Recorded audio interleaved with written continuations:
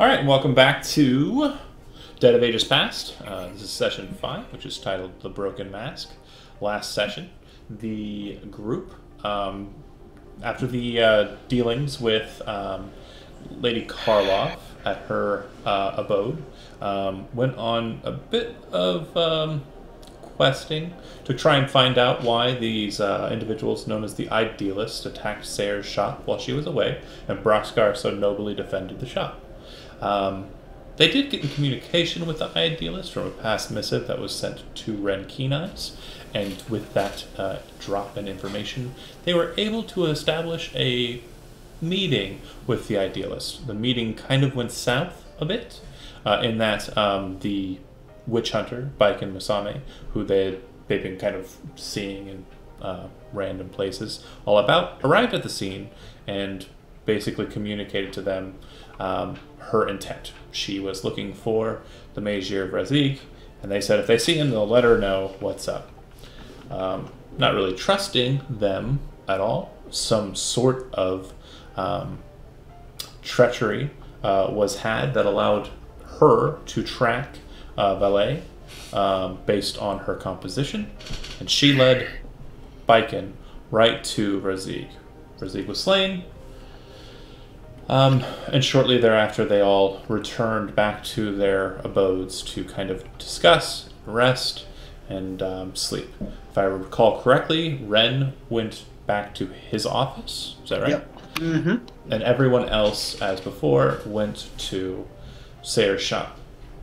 However, one of the individuals from that time is missing. Yen Lauren disappeared at the end of the conflict with Karloff. When the city watch was moving towards the house, it seems he slipped out and away from the house very quickly, which seems suspicious, especially to Ren. But it could be that he was leaving already for some other intent, and the timing was just coincidental. Although, in your line of work, Ren, when is it ever? That said, in the middle of the night, I would like to know where everyone who is at Sayre's shop is basically posted up. If I recall correctly, Broxgar has a cot in the main room. Gilbert has a corner in the main room with a small little sleeping bedroll. Valet is posted up outside watching, or is she staying inside this time around? I'll be inside this time, posted near the door. Okay. And Sayre, of course, in your bedroom upstairs, correct? No, currently actually probably in the back just doing a little work on something that's left in there.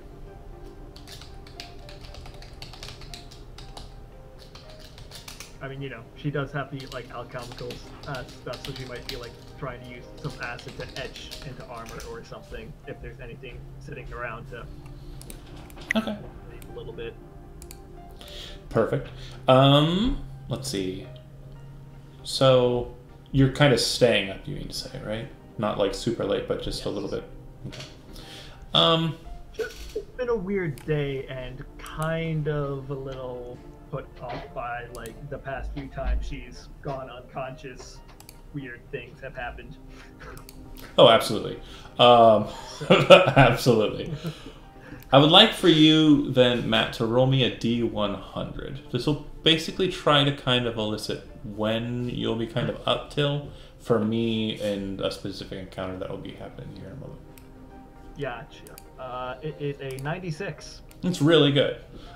So, yeah, you stay up pretty late. Yen Lauren, there's a bit of a light misty rain in the middle of the night when you start to head towards Sayre's shop. You're of course in like the dingy like streets of the city, and Sayre's shop is kind of set in kind of a larger building. So if you've ever been in a larger city, which I know you have, when it's raining lightly, that's basically the feel that you've got. There's, instead of that smell of petrichor you'd get out in the fields and out in the wild, it's more of a smell of like liquid stone, the cement, and you know, kind of just wet metal and the like. You see Sayre's shop. I presume there's no light on inside. What would you like to do? I'm gonna try and enter as quietly as possible. Okay. I presume the door's locked. Probably, yeah. Okay. You move up to the door and check it.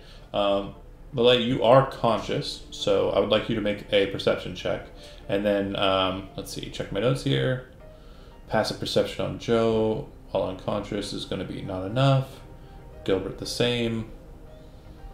And Sarah, go ahead and make a perception check. Yours will be at disadvantage. That's a wisdom perception, sorry, for the two of you. Yours will be at disadvantage because you are upstairs. I rolled a 17. I'm not upstairs. I'm in the back, but or am I upstairs at this point? That's a good question. I would say you'd probably be heading upstairs at this point, yeah. Gotcha. Fair enough. Perception. So disadvantage, I got a 4. I do not notice Jack.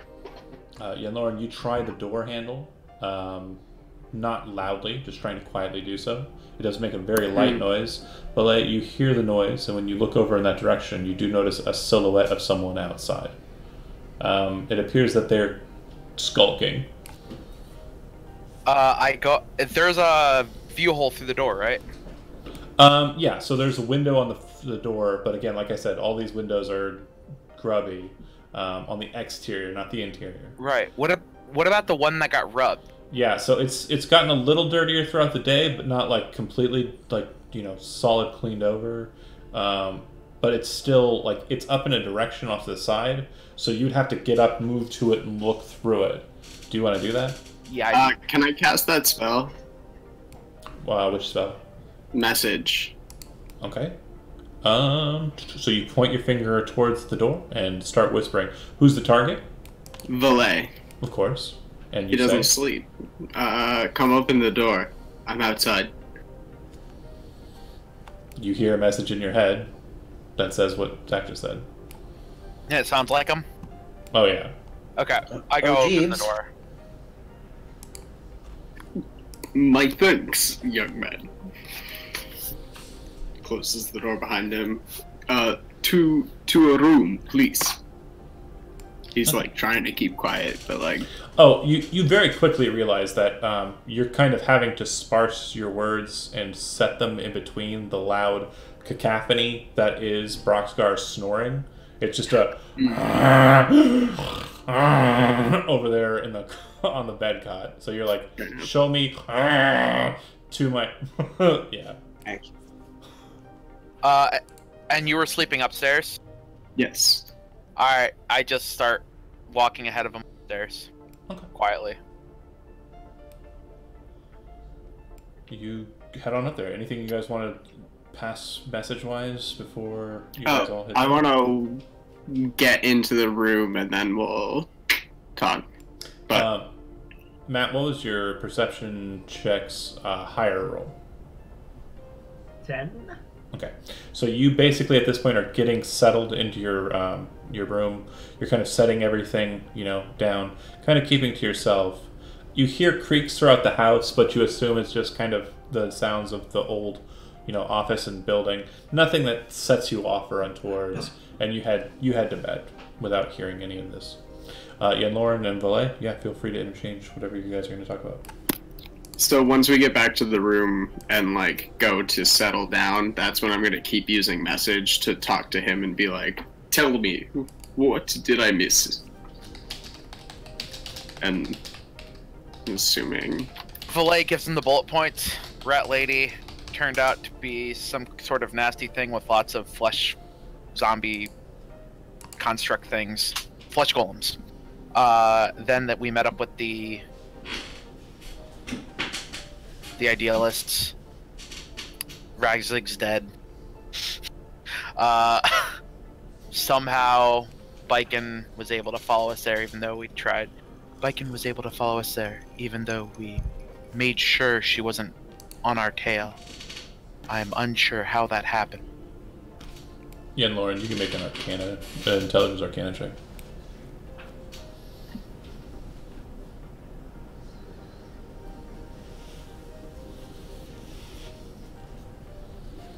Seven.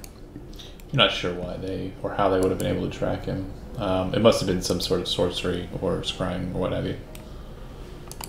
And also, when I got within 10 feet of Biken, I completely locked up, and I'm afraid if we do come toe to toe with her in the future, I will be of little use currently.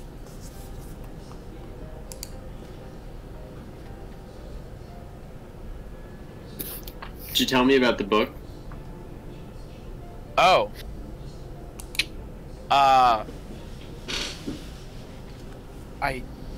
And then I pull out of my pack, and I did take this from Master Vrazik, though. This might be of some use, and hand over the spellbook. Okay. Did I describe much of what that book was? Did you open it and check it? Or was it something you just picked up and took? I think you basically just said it looks like a spellbook. Yeah, you didn't say any more than that. So, Yenlorn, when you take hold of the book, you'll note 3 very important factors about the book. The book appears to be bound in dragonhide. It looks like there's a set stone in the center of the front of the book that appears to be kind of like an eye, but it's, you know that it's a piece of amber that's kind of set this way, and the thing inside of it seems to be kind of, whatever it is, it kind of has like an almost cat eye like shape to it. If you're an old school D&Der and you've ever seen the cover of the old Monster Manual in 3rd and 3rd edition, it's kind of what I'm going for here, like look wise. And then the third factor you would note, besides the strange set stone, the dragonhide exterior, is that it is locked with a small key lock on the right side of the book. From what you can tell, there is no key, and it doesn't seem that Valet has brought a key. But you're pretty sure that there might be spells or other manner of technique that could be used to open it. From what you can tell just looking at it, it doesn't seem like it's arcanely locked or anything like that. It may have been at one time.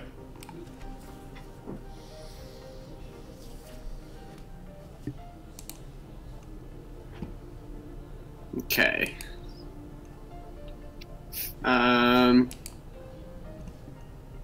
Can I do this? What's this? Detect magic. Yeah, you cast Detect Magic, and the slight and very faint kind of glow of what you would expect spell ink to glow as kind of manifests, but you're not getting any true traces at this kind of stage without opening the book and seeing it. It's basically just a mishmash of colorings, which you'd anticipate from a book sealed like this. If you kind of look at your own spell book, wink wink, it might have the same kind of look to it. Got it. Attempt lock it. What was that? Would you like? You keep going out. Oh, sorry. Let me just speak up then. Would you like me to attempt to unlock it? Not until we have identified the mechanism. This is a good way to destroy material.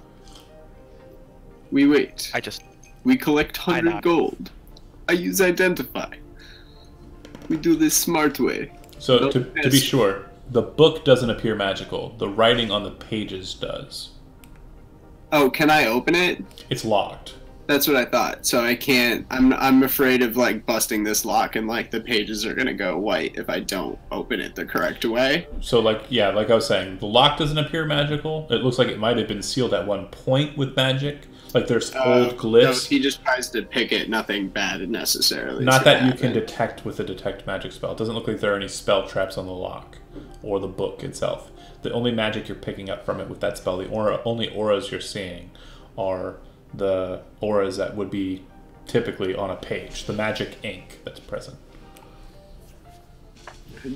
You tell me, friend. You think you opened?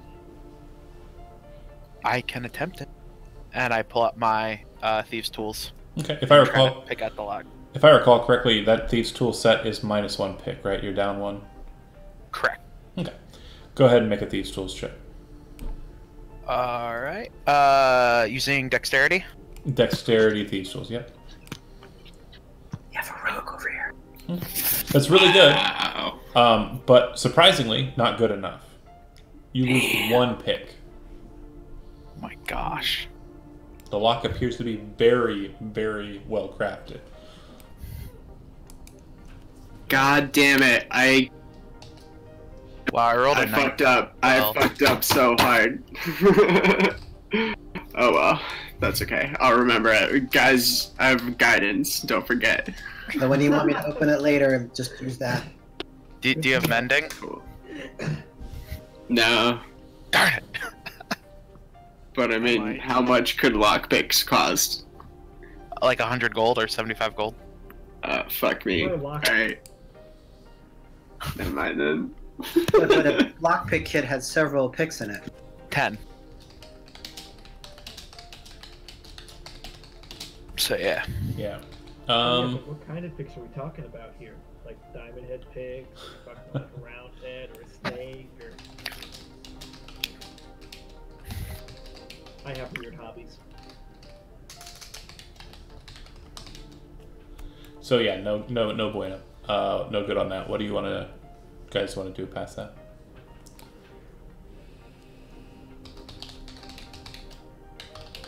I just sort of kneel there and How is the lock secured to the book? Is there a way we could like cut leather straps out of the lock?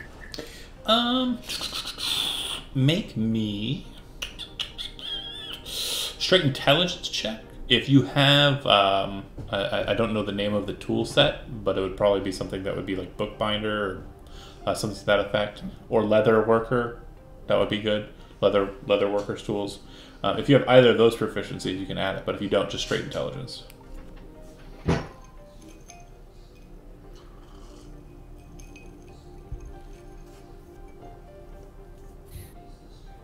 No, I don't. So just straight intelligence check. Yep. 16. You are looking at this masterly crafted thing, and you start to realize that the inner working of the mechanism, the part the lock is connected to, is actually the front cover. Your assumption is, based on the weight of the tome, is that the front cover's inner binding, like inside of the leather, is solid metal. And that solid metal is connected to the lock on either side.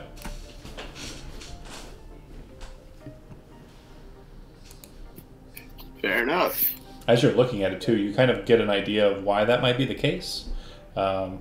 Looking at it now, the only time you were able to see the auras for the detect magic spell was when you were looking at it side on, not when you were looking at it directly on, like from the top or bottom. It would seem that the metal nature of the book cover seems to kind of conceal the magic auras within.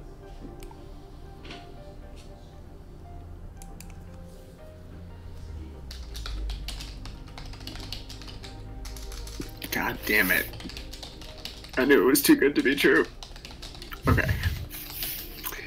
Still, that's a pretty awesome sounding book. Any other thoughts, suggestions? Tim? I mean, this also Let can Ren wait have a until the look at it when morning. he- when he But sees it. yeah, that's my next plan, but I want to make sure I'm not missing anything. yeah, I basically offer that with me potentially providing some insight from my attempt and possibly using assistance of magical kind. Maybe Red might be able to break the lock. Cool. Until morning. Indeed. I somehow accidentally kicked my subwoofer and turned on my speakers. That was insane. Cool. Watch out, your foot that is Fonzie? part the Fonz. Apparently my foot is part the Fonz. Hey. Henry Winkler's left foot. You guys want to, Daniel Day-Lewis is left. What? during this clandestine kind of conversation, do you guys want to do anything besides kind of investigate the book or anything? If not, I'm going to go ahead and just rotate us to morning times. No, I think that was all I needed. Okay. Unless he has questions for me. Yeah. Where did you head off to when you separated from us? I also met insurrection insubordinate men's. The Idealists? Yes, men with I words. And what did you find out? Basically, they know same stuff we know, except there's like lots of them and there's like 6 of us. What are you propose? Do you propose anything? Not at this time. We go sleep, we deal with problems in morning. I believe that wise. And I post up by the door to his room and kind of go in guard mode watching it. Who needs the alarm spell? Who needs the alarm spell when you have a bitch bot? Doesn't sleep. Okay, so you guys set up and go to sleep and wake up in the morning. When you guys wake up, I presume that Gilbert would be the first to awaken in this house. What would you like to do when you do wake up? I think when I wake up, since moss does not grow under a rolling stone, so that's like, something I always live by. So I would probably get up, grab some rations that I had or some food laying around, and then just write a little note saying I'm out for a walk, be back soon, and kind of go out for maybe like an hour-long walk, and kind of try to walk around the neighborhood. Okay. And I'm assuming I'm So- going to try to kind of look different than I normally do. So But- kind of just go out and walk around. You would know too that you wouldn't be able to just walk out of the house without being detected. Valet is not unconscious; she doesn't sleep. And oh, go ahead. Door that Yen Lauren is sleeping in, not in front of the house anymore. Oh, okay. So then, So yeah, I you would wouldn't just get. unlock the door and then kind of sneak out. Just kind of. I'd leave a note saying I'm going for a walk. You place it next to like a table near Brox's head. Brox, you wake up, well rested, kind of, a bit dry in the throat. I mean, the Spellmoth area just so central and weird. But there's a note lying next to your empty tankard. I read the note. It reads I as can read. Kevin has stated it in the common tongue. Yeah, he is out for a walk. All right. Well, that's good to know. Find something to eat. Okay. Am I the first one up? It appears so. Yeah. Rummaging through Sears kitchen. You head upstairs, and there you see Valet doesn't sleep, and isn't too far removed. You said you were in the closet of Yen Lauren's room, right? Just inside Yen Lauren's room, Okay. like looking at the door. Yeah, the kids' room, I believe, is what they established. Yeah, Is where we're he's- currently using the kids' room. Okay.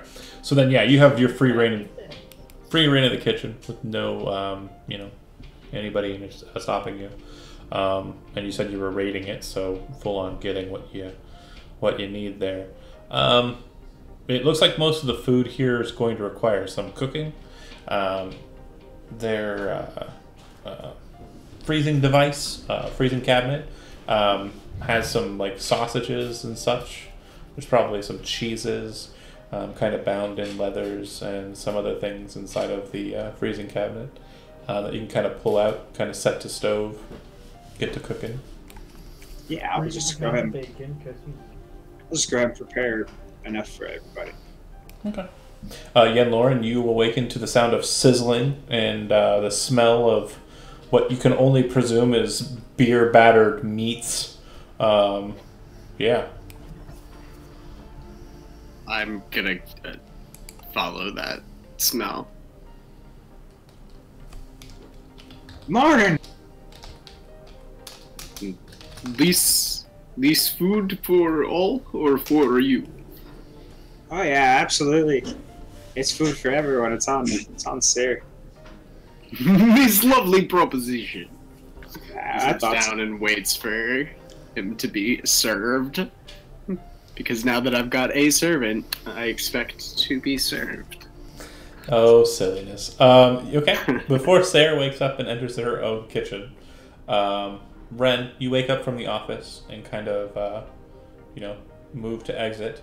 As you're exiting, you do see that there are a couple of city watchmen outside, and they are kind of looking at the establishment curiously. Yeah, do I know any of them? No, none of them look like they're familiar to you. In fact, you notice very quickly that they are only familiar in that you remember seeing one of them as a part of the detachment that you saw at Karlov's house. Okay, I'm gonna not approach then. And if they see me, I wouldn't want to seem like I'm avoiding them, maybe give a nod. If they don't see me, I would just sort of slip away as quickly as I can. Make a perception check. Or rather an wisdom insight check to determine whether or not you know if they spotted you or not. Got it. 24 critical success. They saw you for sure. So then I would look that way and give a sort of a curt nod and be on my way. One of them kind of walks over, it seems to be kind of approaching you. Master Keen Eyes. I'll stop. Master Keen Eyes. Yes. You are at the... do you mind if we step inside, kind of gesturing towards your office? Sure. Kind of looks around at the street, looks at the two other city watchmen and kind of gives a signal for them to stay outside. And this individual kind of goes in with you. Master Keen Eyes, he shuts the door behind him and kind of gestures towards your desk as he moves to sit, as if you were a patron. You were at the location where Lady Karlov was found dead. You said that you had to engage in that activity due to the things that she was doing, and after our investigation we did find out that that was the case. But we had an individual, an investigator who came to us as we were finishing up our investigation, and this individual basically directed me to ask you some questions specifically. Who was this person? Well, it was an enforcer for the conglomerate. I don't know if I'm at liberty to say their name. I really don't know if that's against their code. I think they specifically maintain anonymity within their ranks. Regardless, the questions I have are not too terribly difficult questions. Question 1. Do you have any magical items on your person? Weaponry of any kind? Lie your ass off!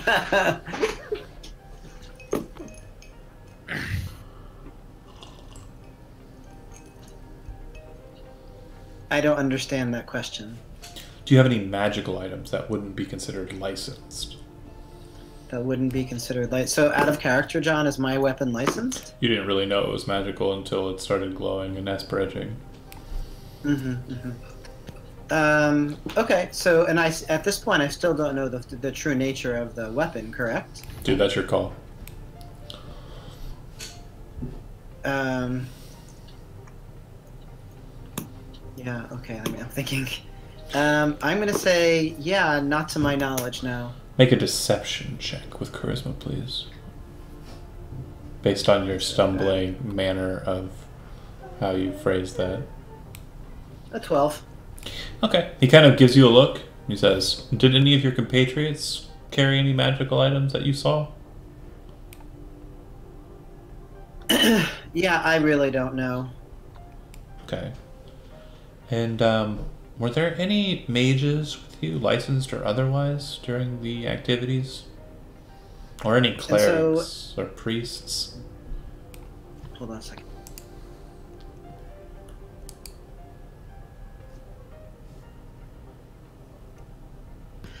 So Ren is going to reach into his jacket and he's going to pull out a nail, and attached to the nail is a strip of what looks like leather.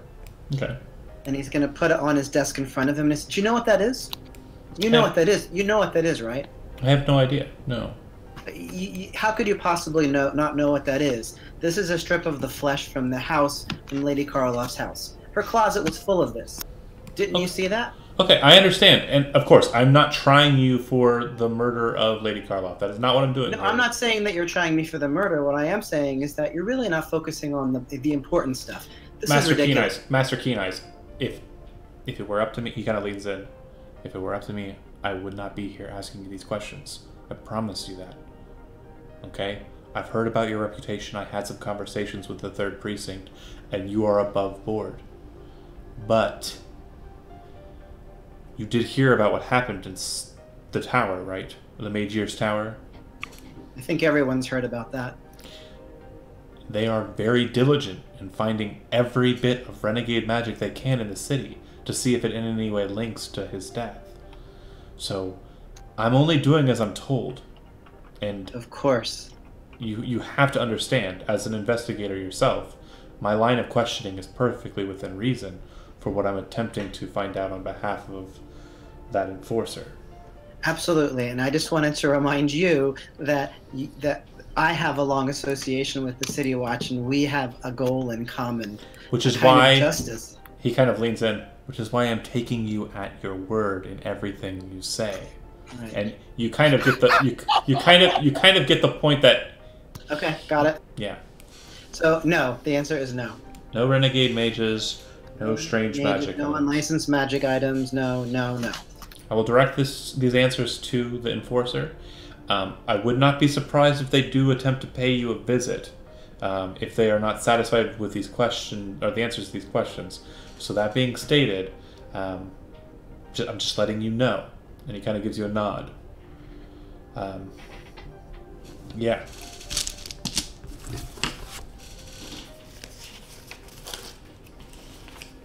Ren would say, "I'm at your service."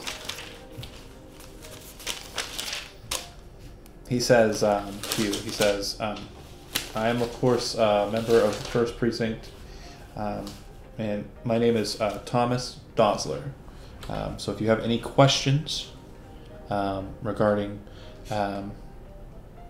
anything on our end regarding the investigation to Lady Karloff's demise, just understand that you are not being represented as a... the service that you provided the city is being taken into account over the fact that a noble was killed. I appreciate your loyalty to justice. And I appreciate your loyalty to the city. He stands up, nods his head, have a good remainder of the day, and he heads out the door. Okay. Wow. Sarah, you smell your food being cooked and beer being cast into the pan. Beer is definitely being cast into the pan to make that cooking all the much better. You open up your door, and at first you kind of like get the sensation like, oh, bastards. But then you walk into the room, and it smells really good. And from she honestly probably would not care if they're cooking in there. It's whatever. Fair enough.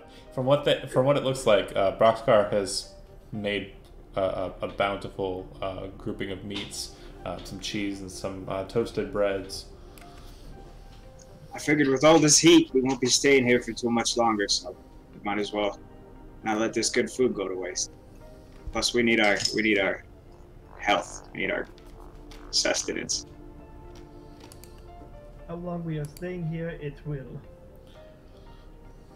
we will see.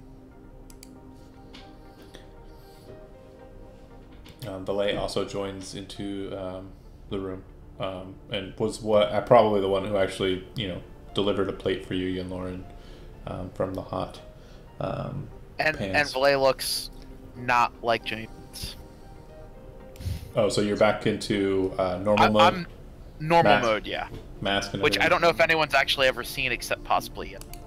Ren Keen Eyes has, but he's not. Okay. Okay. Do you guys have anything you want to the three of you? Is there anything that you want to exchange in? Sorry, bad counting. 4 of you. Anything that you guys want to discuss at the breakfast table before I move to Kevin? I'm just saying, I got a bad feeling about late events. Cultists showing up here, City Watch showing up here. It's just a matter of time. There's a lot of heat on us right now. Sarah just sort of gives a half-committal shrug and is relatively silent while she I told you I got your back, and I meant it. So I'll Well, let's see just this sort of- through. But let's what? Blutt's just sort of standing there, sort of impassive to everything, Okay. like just overseeing, possibly constantly looking at the door just in case. And Looking then at- Lauren. Just eating my food and observing the. Gilbert heads off into the town, walking about. It seems like a pretty busy morning. From what you recall, time-wise, it's been a pretty hectic couple of days, but you're pretty sure today is the Holy Day of Dan, which is the 6th day of the 6th day. You know, there's still a lot of people out and about, but from what you can tell, most of them in this area seem to be purchasing like alms and offerings, which are usually like cakes or small pieces of meat, especially for Avarian temples. And typically these gifts will be cast into a burning brazier in honor of the saint. Typical stuff like this, it's not like it's uncommon for you to have seen this kind of thing. Where are you headed?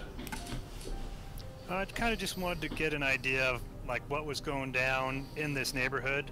Kind of see if I noticed anything out of the ordinary, or you know, especially if I noticed anything about like the idealists hanging around or casing the house or anything like that. Okay. Not wandering too far, but just kind of trying to figure out what you can. Yeah, I mean, I figured I'd do like maybe about an hour-long walk. Oh, So okay. that I figured by the time I get back, everybody will be up and have eaten and everything. Okay. Do me a favor and make me a. Let's go with a wisdom check, and I would say, since you're probably going to try and talk to some people, let's make it a wisdom persuasion check. Wisdom, persuasion. All right, I have to look to see. I forget which ones I'm even. Proficient. Oh, okay, so I'm proficient in that. So persuasion. Wisdom proficient. Yep, got it. What'd you get? 21. Okay.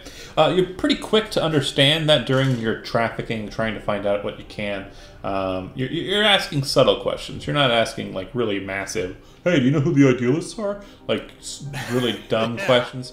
You're subtly trying to get as much information as you can.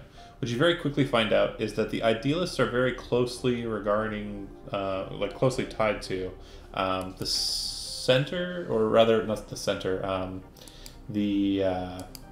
kind of the western edge of Spellmoth near the Magier's Tower. So not too far from where you're at, but mainly more so in that area directly around the Magier's Tower.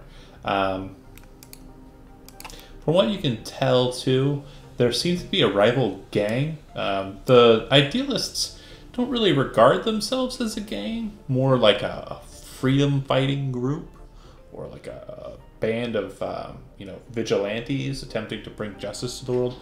But you also find out too that a lot of their practices are very much in line with what you would regard as kind of like a thieves guild's mentality. They maintain like constant vigil in specific areas. They use signs of cant to kind of defend themselves from prying eyes, and they kind of keep to themselves. And because of that, they have a rival gang that kind of borders up against them. More so on the opposite side of the lake that both Ren's office and Sarah's shop kind of sit near, and more towards the middle of Spellmoth. And that gang is known as the Night Sharks. The Night Sharks... They're nasty. They're not... Yeah, from what you've been gathering, they're not the kindest bunch. And the thing that you notice, too, is when you kind of direct most of your questions at Spellmoths, you're getting a lot of looks from folks that kind of like... Okay, I'll probably just walk away from you quickly and get back into the crowded areas, because they seem to be kind of tailing you. Not all the way back to Sarah's shop. You very quickly lose them. But it does seem like when you're kind of asking your questions, the more easternly you get, the more notice you get from these burly, brigandly types, which you identify from conversations as Night Sharks. Is there another gang called the Day Jets? No. The Day Jets, nice. All right, this sounds excellent. lot See, of I'm learning all strapping sorts of in good this intel. campaign. So I think I would head back then and pop in on the gang. And Which one, the Idealists or the Night Sharks? the new upcoming gang. I don't know what we'd call ourselves. The The bunch. Day Jets? Misfits. A bunch of Misfits. dorks. Yeah, the bunch of dorks. So I'd pop in there and be like, aha, I learned some interesting stuff when I was gone, gentlemen and ladies. I guess Ren's not there yet, right? He hasn't shown up. No, Ren has not shown up, actually. Right, Well- so I pop in on everybody, which I'm assuming everybody's finishing up eating and everything. Yeah. What'd you learn? Yeah. Yeah, I just went for a walk, and it was interesting. I kind of walked around the neighborhood and found some interesting information that actually Ren would be, I think, interested to know. So, do you guys know if he's coming over here? Cutscene, Morning. and we go to Ren, who's making his way just south of where he lives, kind of on the border of the Port District and Spellmoth. And you go to the library, which is just on the southern side of the lake there. It's a very large establishment, the library in Spellmoth Borough. Very large establishment indeed. But it doesn't require any form of access. You just need to be able to afford a scribe or curator who will be able to allow you to kind of peruse specific things. So you enter in and you move towards the clerk who stands there behind the desk, and he looks to you and says, "Yes, how can I assist you?" Then I just sort of point to my badge for a moment, and I said, I'm just doing some investigation about some interesting artifacts. So then, which artifacts, do you know their names or anything about them? So I would take out a piece of parchment and a quill, and I would try to draw the amulet.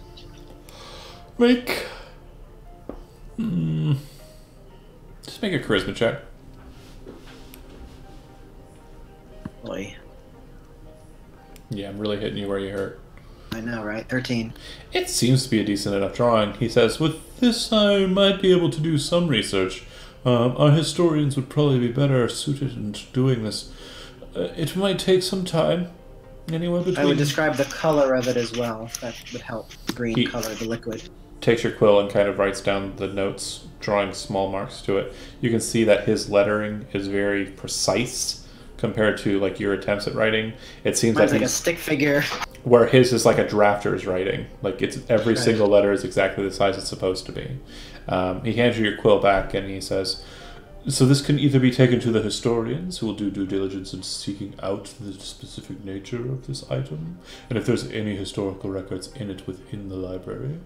This service will cost you 2 gold a day. It could take anywhere between 8 hours, which would be a 1 day's cost, or 6 day. At the end of a 6 day, we would declare whether or not we feel it is possible that this information exists within the library. You, of course, would pay the amount that you would be due, and if it was something we felt could potentially be sought out with more time, we would then again renegotiate our services beyond that point. That, or you can attempt to search it yourself. You will require a curator to assist you in the handling of the materials within the library, and that service costs you 1 gold piece a day. And of course, your speed is based solely on your own abilities, and so if you find it quickly, so much the better. But I do assure you that our historians are keen on making sure they find it as quickly as possible, as it suits us best to have the books handled very little." Okay. So Ren would want to use one of the historian services, and you said that's $2 gold piece a day? $2 a day, yeah. 2 gold a day. And he says to you, "Is there an address that we can refer to you if anything is found?" So Ren would put 2 gold pieces down, and beside that he would slide 2 more gold pieces to the librarian and said, "This is for you." And he would write down his address, and he says, I hope that we can keep this matter quiet. This is very sensitive. Oh, of course. As you are a member of law enforcement, based on your ensign there, I would assume that you would not want anyone besides other law enforcement officers to know about it. Is that correct? That's right, and in fact, this is such a sensitive matter that I think that no one besides myself needs to know about that now. Oh, of course. Well, if anyone does come asking, I will be certain that none of our individuals besides myself is aware of who is seeking out this material. Also, And thank you so much. And he would fill one more gold piece and put it towards the man. Very good. I will get the historian started on this post-haste. Lying and bribery today. Wow. Yeah, I know, right? I know, right? Okay. I think it's money well spent. Cut back to you guys talking about Ren. About a half an hour or so passes, and if I recall correctly from notation, yeah. There's a knock on the door. About 30 or so minutes later. I checked the window. From what you can tell, it appears to be Ren Keen-Eyes outside of your establishment. Hey guys.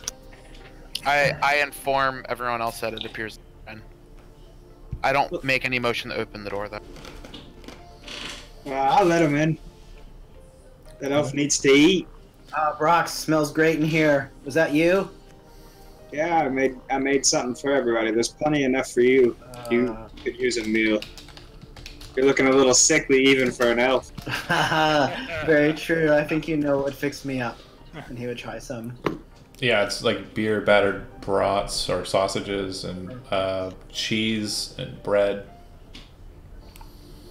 Cheesy bread? Yeah. Easy bread. I think Gilbert found out some information he's wanting to talk to you about, Ren. Okay. Yeah, actually, maybe I'll grab a sausage and stuff too, just because it smells so delicious. Well, absolutely, man. I think we already. Oh yeah, you would have already Just been help in it. yourself whenever.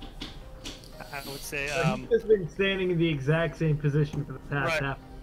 right, I got frozen Just- because you just broke frozen away in from me. time.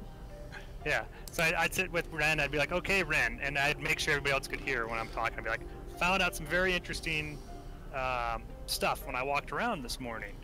You know, I kind of just want to take a walk, a look around, kind of case around the house in the neighborhood, and just kind of see what was going on. So I took a walk, and I found out that there is a rival gang to the Idealists called the Night Sharks. And Oh boy, the I'm Night thinking- Sharks. The Night Sharks, yes. I'm thinking if you could arrange some type of a brawl between them, maybe they would take out enough of each other, and then maybe we could assist a little bit, and maybe get some of your stuff back. We'd have to capture one of the people from the Idealists, but anyways, it's interesting to know, that you can play them against each other or whatever. The Night Sharks, Ren would say, they're a pretty violent bunch. Their leader is a tough guy named Ogark. He's a half-orc. Oh, Yeah, that sounds bad. but actually your idea is not a bad one, because I know they have a protection racket in some of the shops in Spellmoth. Maybe we could use that to get them and the Idealists to fight each other. To answer your question ahead of you asking it, Matt, no, they've never come around your shop asking for a protection coin. I didn't think that they ever had. Okay, They just did, making I would sure. Kick their ass. Just making sure I wanna kick you've, their ass. the Night Sharks have never come this far east. That's because they Or know west. what is good for them. Yes, for damn sure.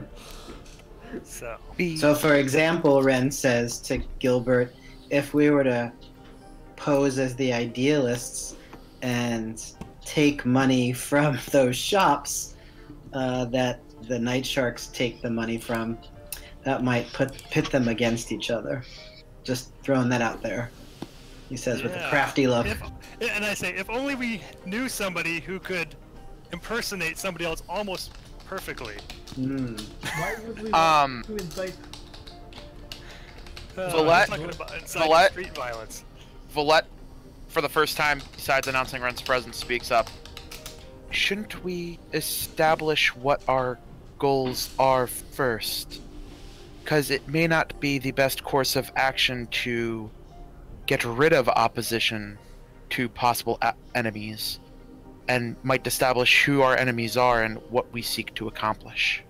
And inciting such a thing as this could cause innocent people to be harmed in the wake of whatever violence might happen. Ren would say, quite so, Jimmy Villette. I think gathering as much information and having as many options as possible is a really good idea. In fact, I'm trying to find out more about the amulet that the assassin had that seemed to cause so much trouble for us. Did you find out anything about that spell book? We were not successful in opening it, but perhaps you may know more. And he passes it to Ren. And I would be happy to try. And I offer any insight that I gleaned from my own previous attempt at unlocking.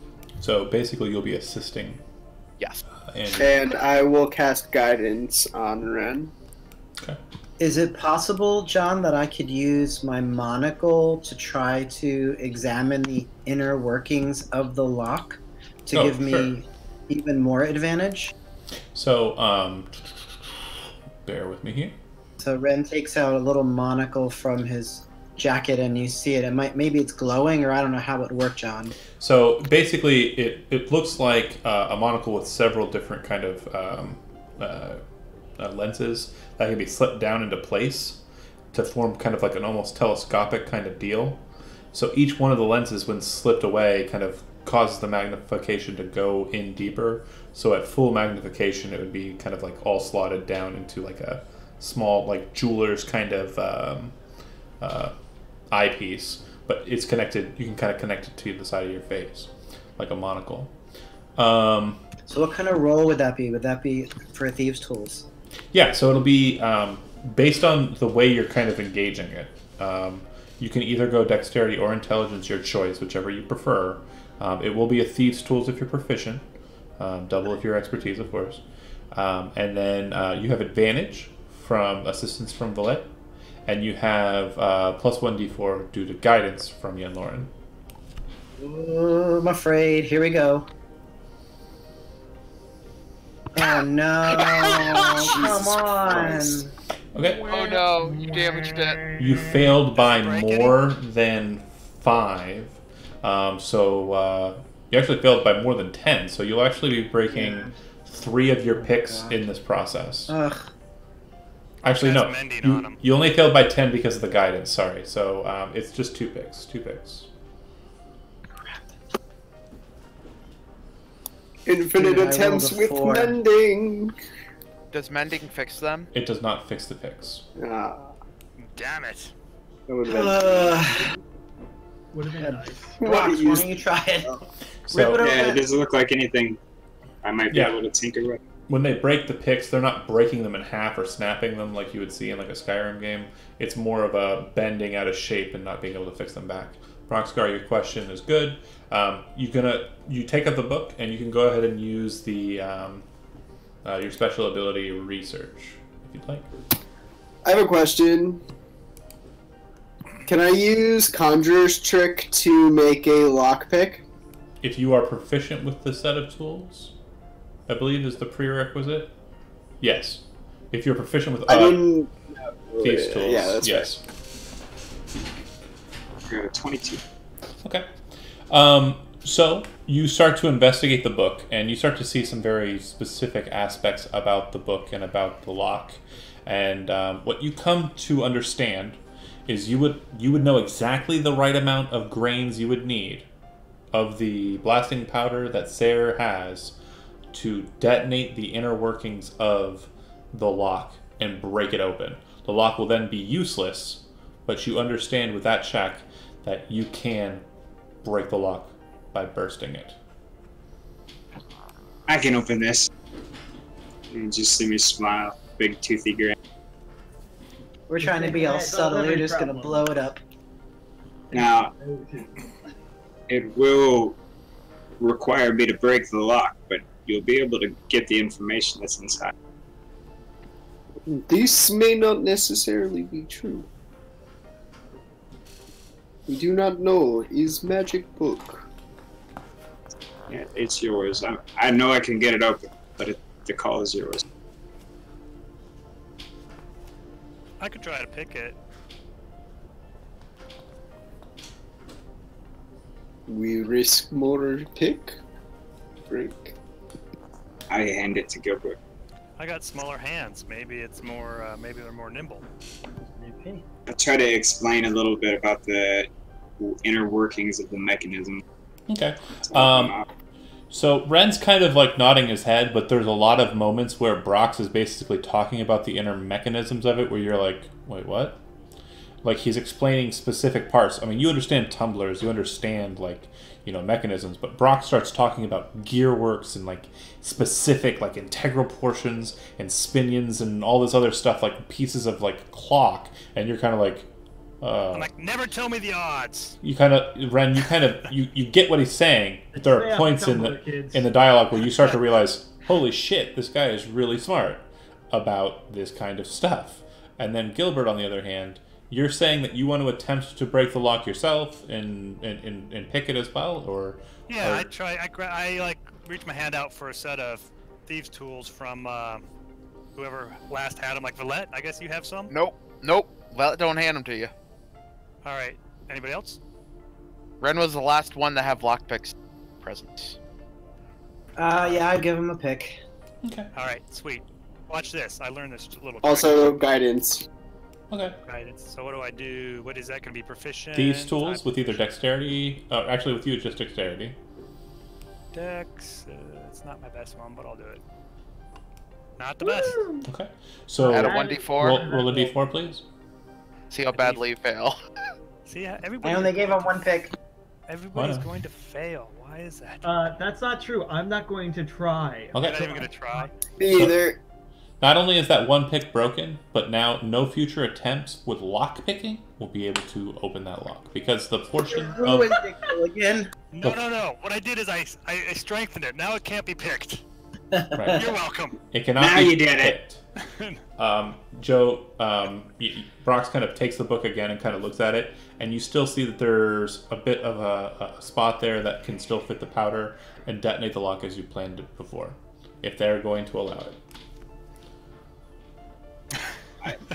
I'm just gonna go for it.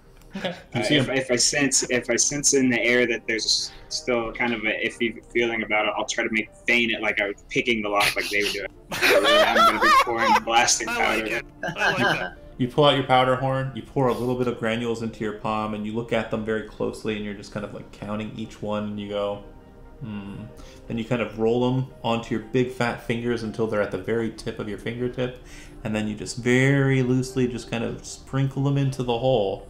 Then you pull out, I assume you have like a tinder box, kind of just set it to light, and just hold it over the top of it, and then just drop it in just a little bit, and a little and a poof of smoke kind of falls out of the hole.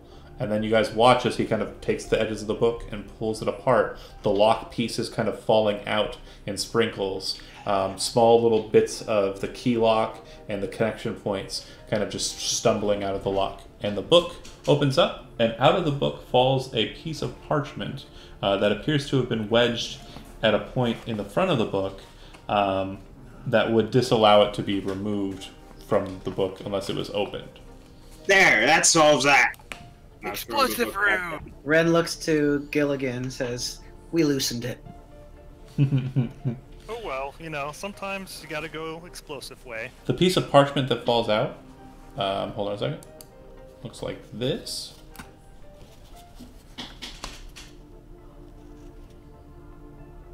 Neat. The weird markings on it appear to be writing, but don't appear to be any language that any of you speak. There appear to be 4 strange symbols. What about with comprehend languages? You can attempt to cast it, yeah. I'm going to do so as a ritual. Okay. If you're taking some time, I'll let the others ask questions about it before we get to you. So I'll go ahead and... Sorry, I was going to say, do any of us recognize what the language is, even if we can't read it? Actually, if you are trained in religion, I will allow you to go ahead and make a religion check right off the bat from seeing the parchment. Let me know what you got. That's pretty good. Anyone else? Not true. Nope. Okay. Sayer, the writing appears to be Old Meridian, which is a tongue of a human folk from the north who are kind of worshippers of an older god, basically the opposition of your god, Atavius. The god in question is Alanusero. And you very quickly identify the piece here. Appears to be the very first page of a testament or document known as the Writ of Onaionomen. In context for your religion, the Writ of Onaionomen is like the Satanists' Bible. It was effectively the Bible of Alanusero, dark god of sorcery and undeath. That's good. Kind of something I'm just not jiving with here. Yeah, basically the pictures are more what tell the story, not so much the writing. The writings are kind of descriptive of the actual image.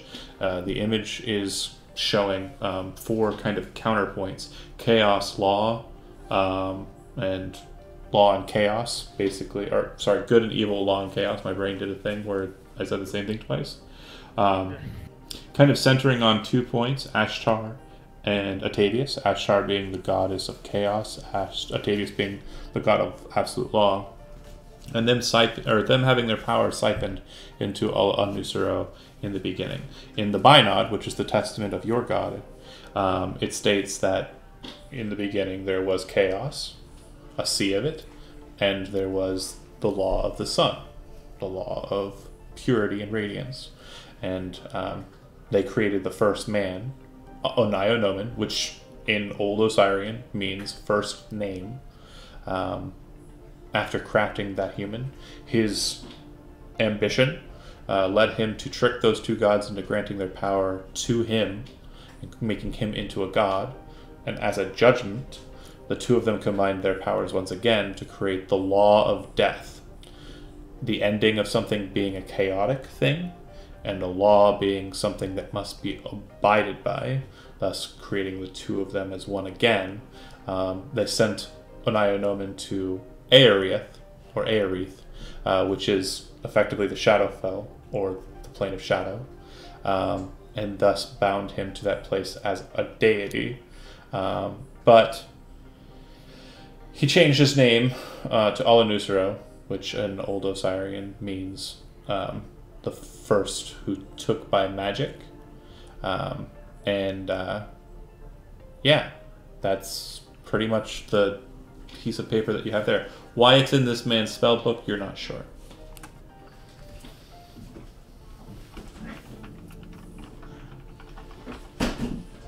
Interesting. Is the spell book blank other than that parchment? No, it's full of spells. Fantastic. But they're all cleric spells. Doesn't matter. So long as they're rituals. Make an Arcana check for me if you're going to kind of check over them. Arcana intelligence? Yeah, sorry. And then John, also at some point, if you could you stick a neonaut or how it was found in sad. Notes so I can. Thank you. I got a 9. Oh, that's not how I spelled it.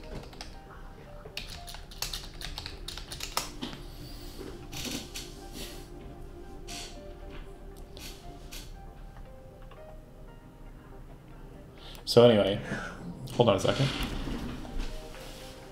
Baddies! These cats are bad cats. Okay. Any other questions about the book or the article in question? Your Arcana check lets you know that there are spells here. These are definitely really spells. But based on the way that they're kind of constructed and the fact that they're written in Draconic. Do you speak Draconic? I will in 9 minutes. Well, you're kind of focusing it on for this one and kind of skip that one, but... Okay, then in 10 minutes, because Sure. it's a ritual. That's fine. Yeah, if you want to focus on that too, you're pretty sure that this is definitely a spell book. Even after comprehend languages, you know that it's going to require a lot more study from you to kind of figure out what the spells are. That's okay. I've got nothing but time. Fair enough. It's going to take me 50 gold pieces to transcribe any of them into my own spellbook to use them, so it's fine.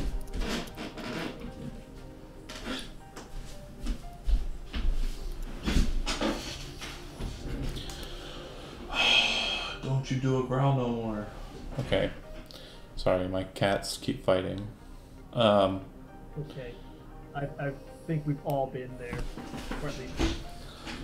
Grumpy old cats. Okay, so you'll definitely be spending as much time as you can in the near future, preferably the nearer the better, to try and figure out what that book's about. Okay. Then let's see. Who else? Anybody have anything else they want to do here? Nope. I'm contemplating burning this page, even just knowing what it is. Okay. You would know, too, just based on the age of the page, that this is definitely not a newer rendition. This is definitely an older copy. This specific copy was the very first handout I ever gave out in D&D. Here. Wow. Ooh. Piece of history, guys. So that tells you it's like one of the earliest printings of the book. Right. Before the word printing was a thing. And for you guys, I do want to make sure you are aware. In the world that you live in, there is a device that does print books. It's called the Autoscribe. And, yeah. Like OTTO? AUTO. That was like something. Was it made by some guy named Otto? Yeah. You know what? That's canon now. So we're just going to go with that.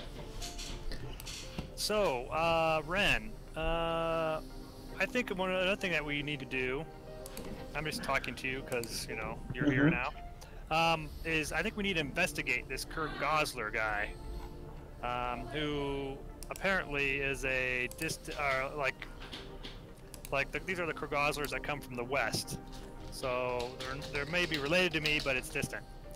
But it'd be interesting to find out what the deal is with him. So that's another thing I think we need to do. You mean the Kurt Gosler who's the new mage here in the tower? How are we supposed to get into there?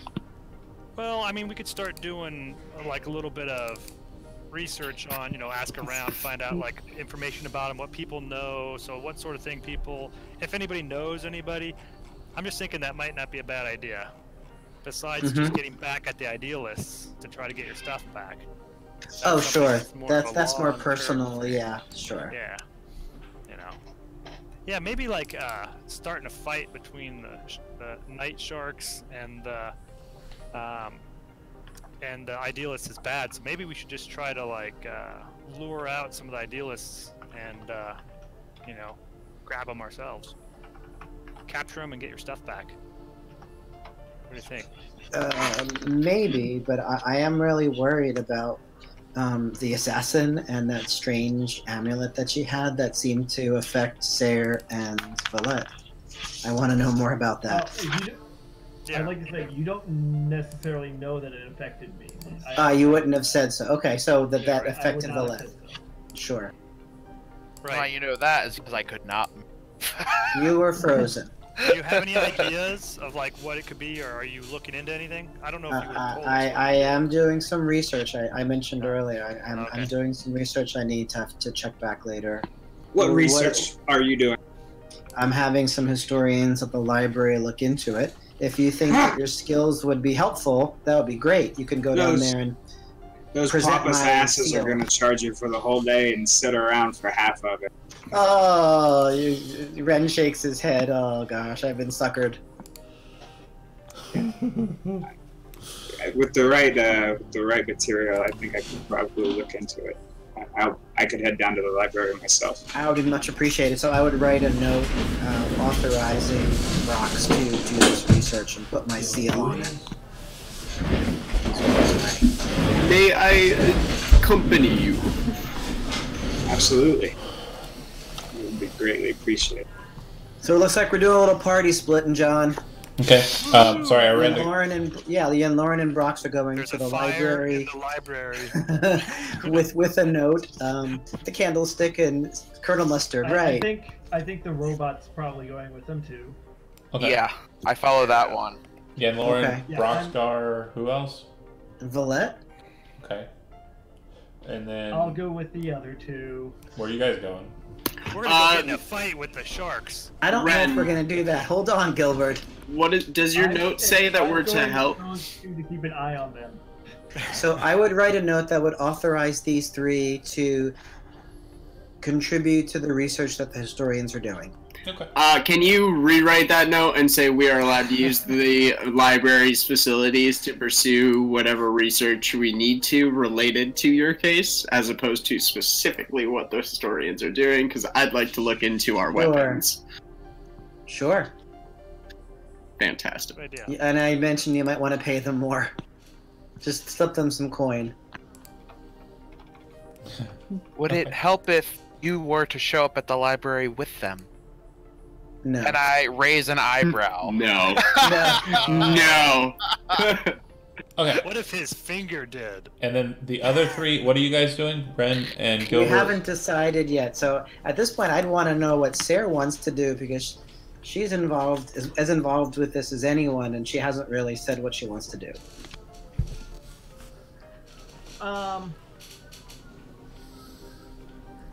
I mean, honestly, Sarah right now is trying to figure out, like, wants to know, or, well, in Sarah's mind, she's trying to. What Sarah would like to do is see if she can find anything basically on the atoms. That's, like, where her mind is. That actually would be a good thing for Gilbert because Yeah. they were involved with Sydney Wellenbart, your former boss. Yeah. Right. Yep. I wouldn't I'd mind go finding with out them. about the atoms too. Let's do that. Sounds like a good idea. Yeah. Sounds dangerous. That is where Sarah's mind is, to find the atom and. Jason and Jacob? Yeah. Those two. Do you want to actually find them or find out about them? I mean, I know enough about them to know my stance on them. I kind of want to find out where they are. But I mean, like, if we can still research them if you want to. My main goal in researching them is to find a location, though, and take care of certain problems I've had with them. Sounds interesting. Sounds like a problem that maybe the Sharks and Idealists could get involved with. We could have a big three-way going on here. I do not want innocent people to be hurt. It sounds like this is dangerous and reckless. It does sound dangerous and reckless. Let's just find the Adams brothers and see what we can do. Okay. All right. We'll go ahead and split the party.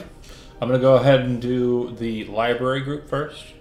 You guys arrive at the library. You see the clerk behind the desk, as I described before. He looks to you and says, yes, how can I help you? Good day, friend. I have a writ here from an associate of mine, Ren Keen Eyes. He would like for me to look into some matters for him. I would need to use your facilities for that. I hand him the writ. I've never heard of him. And there is no such research currently engaged. I told him to be on the down low. I see. That's so awesome. Well, He's doing a good job. how would I be able to access your books? Paige, you see that he was writing something as you were talking to you. Please take this note to the listed address. Thank you. Apologies. One moment. What did you say your name was? Good sir? Good Master Dwarf? I am Brockscar Blaze Hatchet of the... What's the Tinker's Passes the note back to the college page. called? John, just out of curiosity. The Association of Talnumri, so the College of Talnumri. Alright, Master Blaze Hatchet of the Talnumri? Talnumri. Teacher. I fucking just name dropped that. And I'm a teacher at the Institute. He looks to you and he says, "We are an esteemed company, Master Dwarf. Paige, please take this as quickly as you can to the listed address." The page walks off. I do apologize, though. There is currently no such study going on, and I don't know who you speak of, Red and Keen Eyes. However, if you are engaging in any research of your own, I, of course, can assist you. Is it possible to do it without your assistant? So, no matter what you do in the library, you will require the assistance of either a historian or a curator. A curator will be able to assist you for a price of 1 gold piece a day. You will be allowed to investigate within the library. Of course, the handling of certain tomes and books within the library will be off limits to you because of your, well, soiled hands. And that is what the curator will be paid for. We have to make sure that the tomes yes, within... I understand you want to keep it intact. Absolutely. Of course, the staff associates hold the same regards towards lore and information that we do here at Spellmouth. So 1 gold piece a day, but if you know exactly what you're searching for, perhaps you will be able to find it quicker than our historians might be able to. And he kind of gives you, like, a knowing glare, like, you're like, motherfucker, I'm from the college. I know what you're trying to do here. I got it. John, real quick, were you intentionally calling him dwarf or just as a fact? Master dwarf. So yeah, it does seem that he's saying it in kind of like a casual way. In Broxgar, you would know that most people who are trying to like assail you with kind of the true honorific would not refer to you as a dwarf. They'd refer to you as a dwergar. Like I did when I first met you. Right. So it does seem like he is being kind of passively an asshole to it. You know that most people say it. Again, it's kind of a racist term, but it's a lot of people. Again, a lot of people use it in the lexicon. Master dwarf. I got you. Yeah.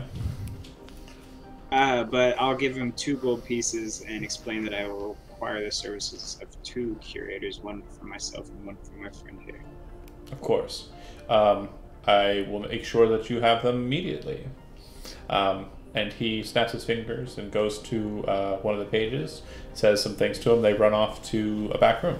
Should be just a moment. Cut scene. Go back to the other 3. You guys are going where?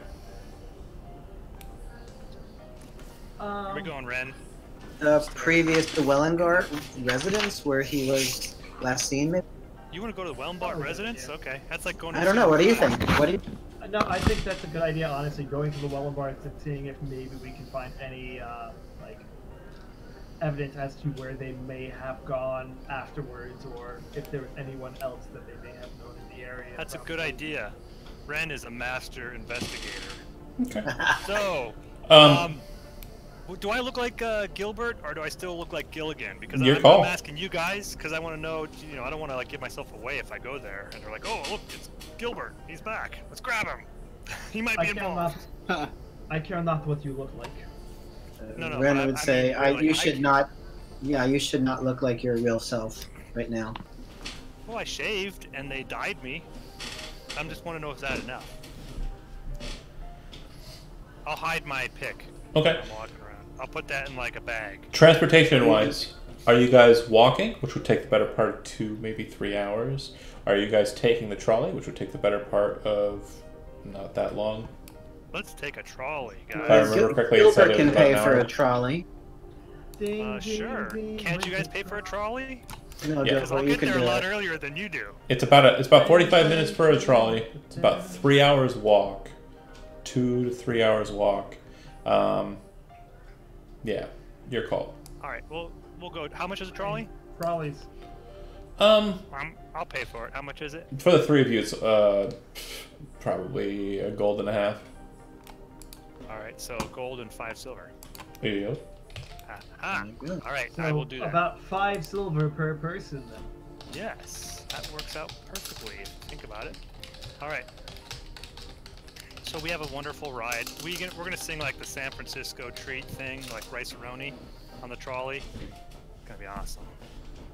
Right, guys? Yeah, you're Oh, singing by yeah. yourself. Oh yeah. Okay. By yourself. Okay, so the Wellenbar location. I would like all 3 of you to make wisdom perception checks, please. Oh no, Gladly. this is where we start to die. Wisdom perception.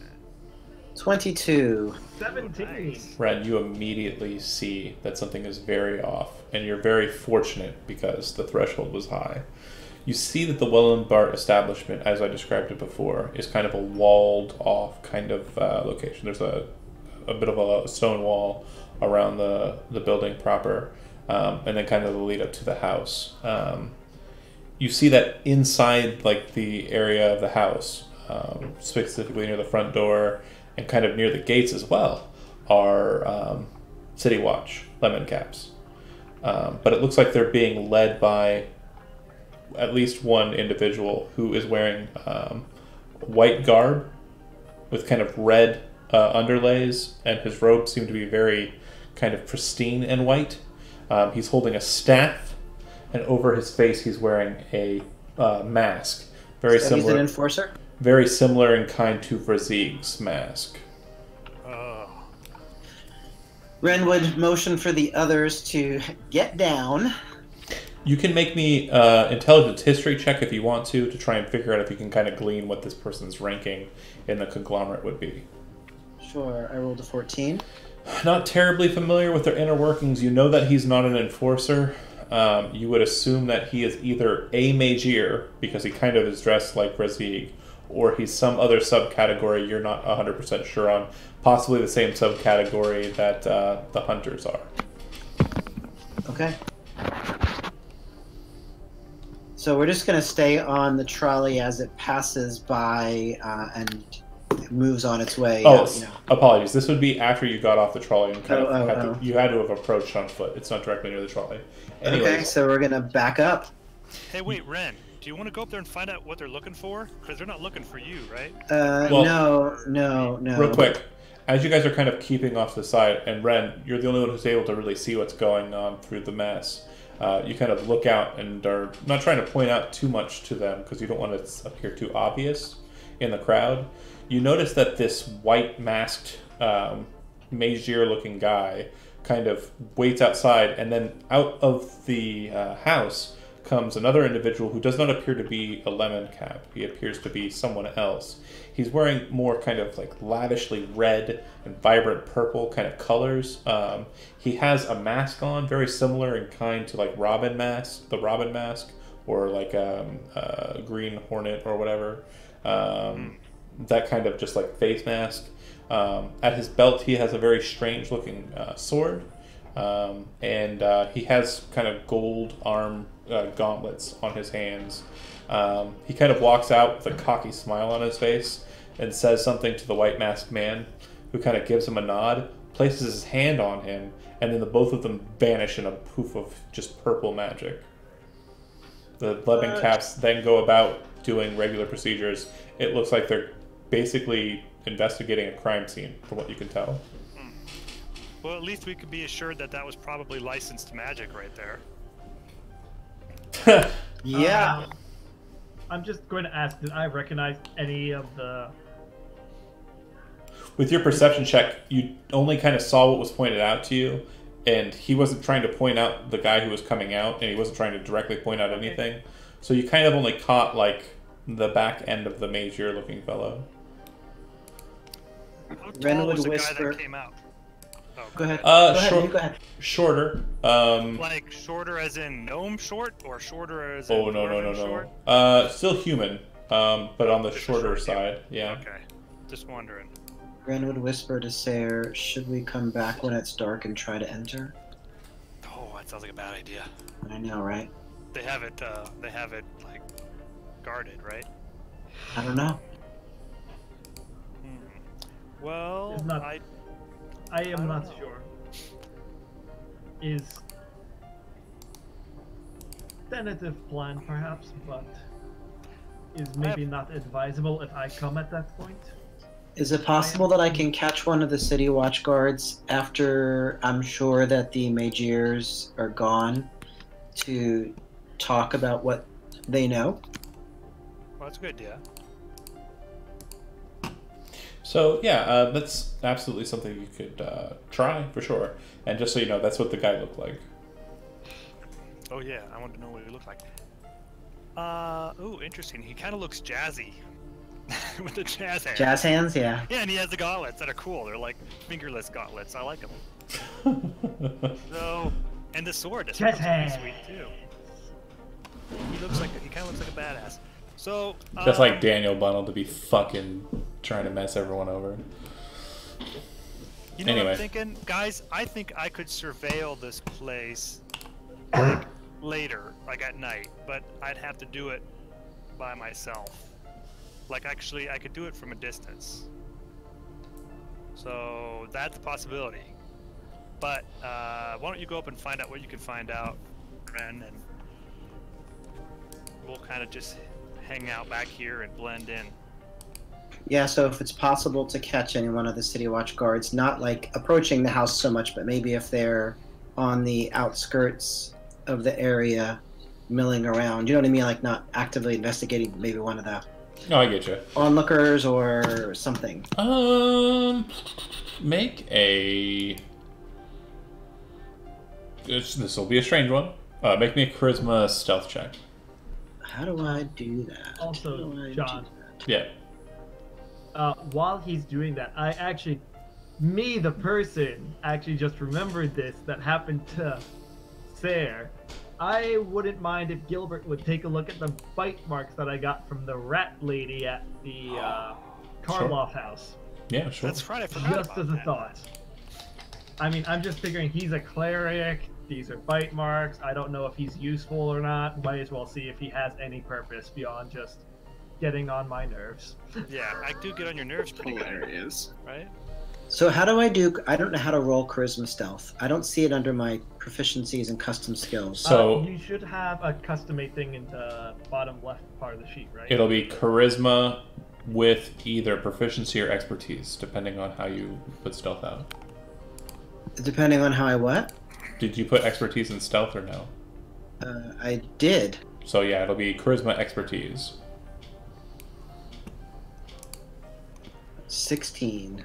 Pretty good. So you're able to kind of make it look like you're not the guy. You know, you're not like trying to get too casually close to anything or do anything crazy.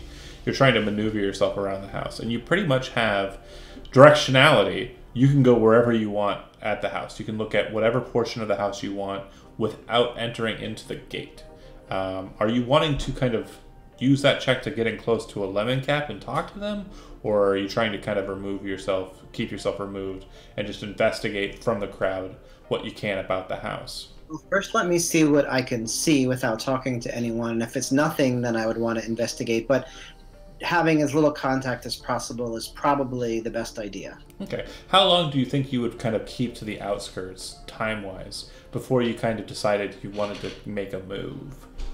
Probably less than 10 minutes. Okay. So then you'd probably be making a move before anything of note happens. You just want to kind of try and find a lemon cap who's kind of by themselves and see if you can't talk to them. Yep. Give me that pitch. You get to one. Seems to be by himself. This lemon cap seems to be more of the watch variety, not so much like, the full-on investigator type. Typical lemon cap. What would you like to say to him? I would say, hail friend, and I would make sure my badge Oh. wow, strange goings on here. Oh yeah, for sure. Nobles dying left and right, it seems. We must be working day and night. Oh yeah, for sure. I don't know you. You're not from my precinct. Where are you from? You from the port town? I would say I'm from Spellmouth district, right? Oh man, this is far-reaching, isn't it? Was he involved with them? Your investigation lead you here or something? I mean, I think it's all over, isn't it? Oh, I don't know about anything besides the two nobles that have died this 6th day. It's really strange. According to what I overheard, this fellow died about 2 days ago. And it's just been left here to rot. Nobody even telling nobody about it. It must have been really important for the Midgears to be here. Oh yeah, I didn't ask too many questions about them. If you want more information as to what they're doing about it, you might want to talk to the captain. He might have a bit more information about that. But from what I understand, this little gnome fella got killed about 2 days ago. Really horrid death too, from what I saw. Fellow of mine, his name's Bart. He lost his lunch. Had to go back to the precinct. Pretty grisly, huh? Oh yeah, I've seen worse though. I used to work down in the ports, so I've seen all sorts of stuff. Those greenskins get up to all sorts of mayhem, yeah? Yeah, you must be a tough one then. Yeah, I think I've heard just about enough. Thanks so much. I've seen my fish. It tries to talk more about it, and you walk away from him. Right. I don't think I want to talk to the guard. I mean, to the captain. It's probably too risky. Yeah. Go back to the others. As you're kind of heading that way, kind of splintering away, you do see that they start to kind of bring out what looks to be a black bag that appears to be about gnome-sized. And they are kind of carrying it. Two of the guards are kind of carrying it out to the street.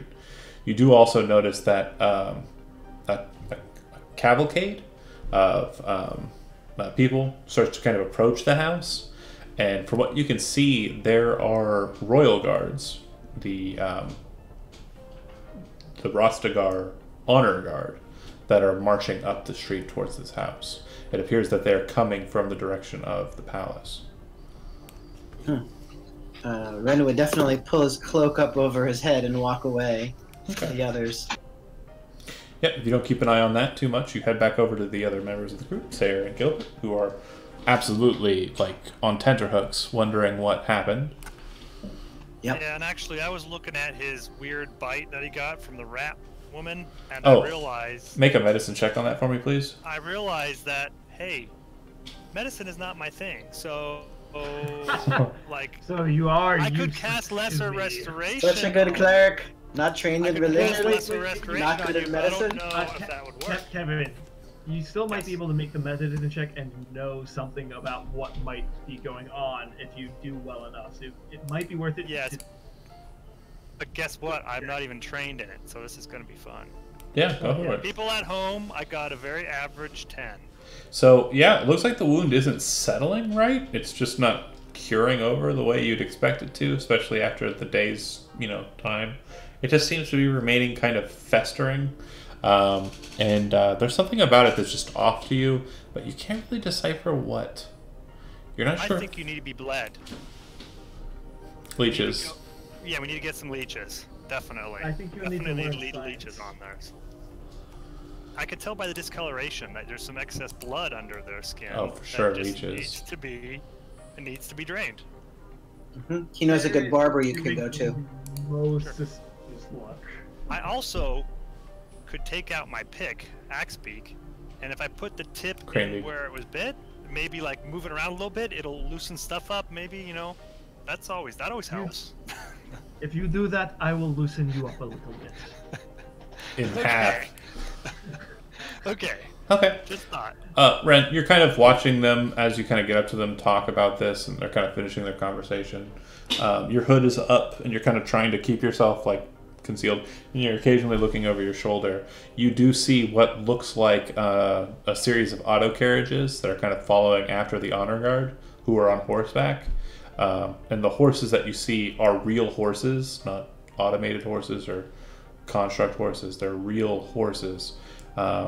The auto carriages that kind of come up kind of unload their charge, and you do see what looks like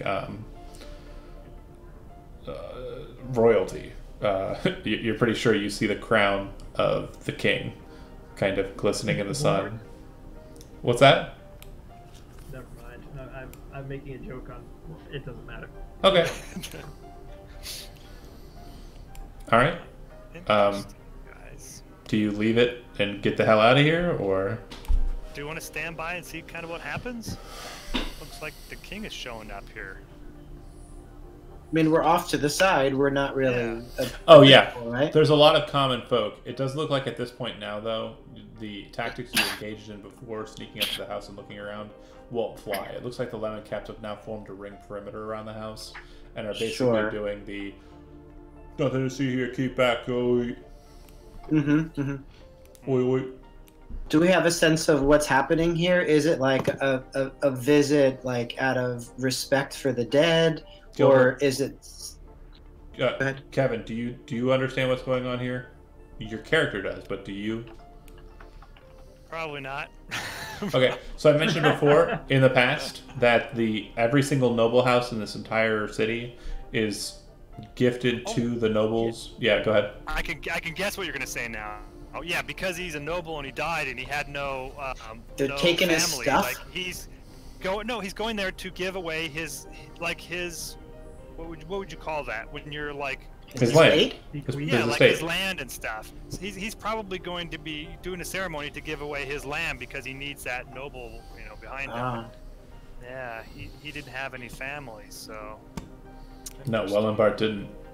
Okay. Does he know which family would be given the estate? Do I know? Yeah. Would Gilbert know? Yeah, Gilbert, you would actually know. The next house in line would be House Gosler. Because Wellenbart brought you in as his I am? I'm thinking that would be a very bad idea because somebody else would kill me. So I can't do that. Alright, someday. Well, this is a really good motive. What do you guys think? Wait, what were you saying, Joe? Just that's something that can also be looked against you as a really good motive. Yeah. Do you guys wait around a little longer, or do you head back away? Let's see who this person, if we can see who the new person is. Ren would want to start of heading back at this point, but that's up to you. Oh. Okay, if Gilbert's kind of keeping an eye out and checking, after a fashion, you see a large purple burst of energy appear again, pretty much in the same spot the other two left. This time there are 3 people. That strange-looking man with the golden gauntlets, the man in white armor with the white cloak with the white mask, very similar to what Razig was wearing, and a much shorter fellow in white robes with blue hair that seems to be kind of static and purple blue out from his head, very similar in kind to like an anime character, and his robes appear to be, and his cloak appear to be just kind of dragging on the ground behind him. He walks over, holding a rod in his hand, walking straight towards what appears to be the king. Oh, son of a bitch. Probably a distant relative of mine, or a pretender, whatever. Darn it. I'm so mad. I'm so mad. But I can't do anything. It'd be dumb to go up there. Alright, fine. Just gonna watch. Okay. Yeah, there's no real ceremony that's really passed on, but eventually what you do see is they kind of break away. The body of Wellenbart is taken with the king's entourage, and the 3 members of the conglomerate remain behind as the Lemon Caps disperse, and they enter into the house, all 3 of them together. Interesting. Alright, guys. I think I've seen enough. Okay. If you guys aren't waiting around too long, we'll go ahead and cut back to the others. Broxgar, and Valet and Yenloren, you guys are in the library, and I believe curators have been granted to Broxgar and Yenloren. Accurate? Correct. Okay. Broxgar, what is your research going to lead you to inside of this library? What are you looking for? I want to look into the amulet and the woman specifically. The wound? The woman. The woman. Okay. Which of these is more important? The amulet. Okay. So since you are specifically searching, go ahead and make me an intelligence history or an intelligence arcana check, your choice.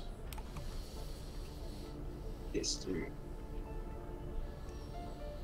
Yeah, it'll be a -1 from this, so 21. Okay. After the better part of 4 or 5 hours, you do find a book. You find a strange book, and it doesn't specifically cite out really what you're kind of looking for. It just feels related. Bear with me here for a second. The name of the book is Ars Fabrica, and it's written by Landric Samaldric. And basically what it outlines is, and I'll get you a handout eventually, just not right now, but basically what it outlines is the creation process for Undaunted and how they're generated.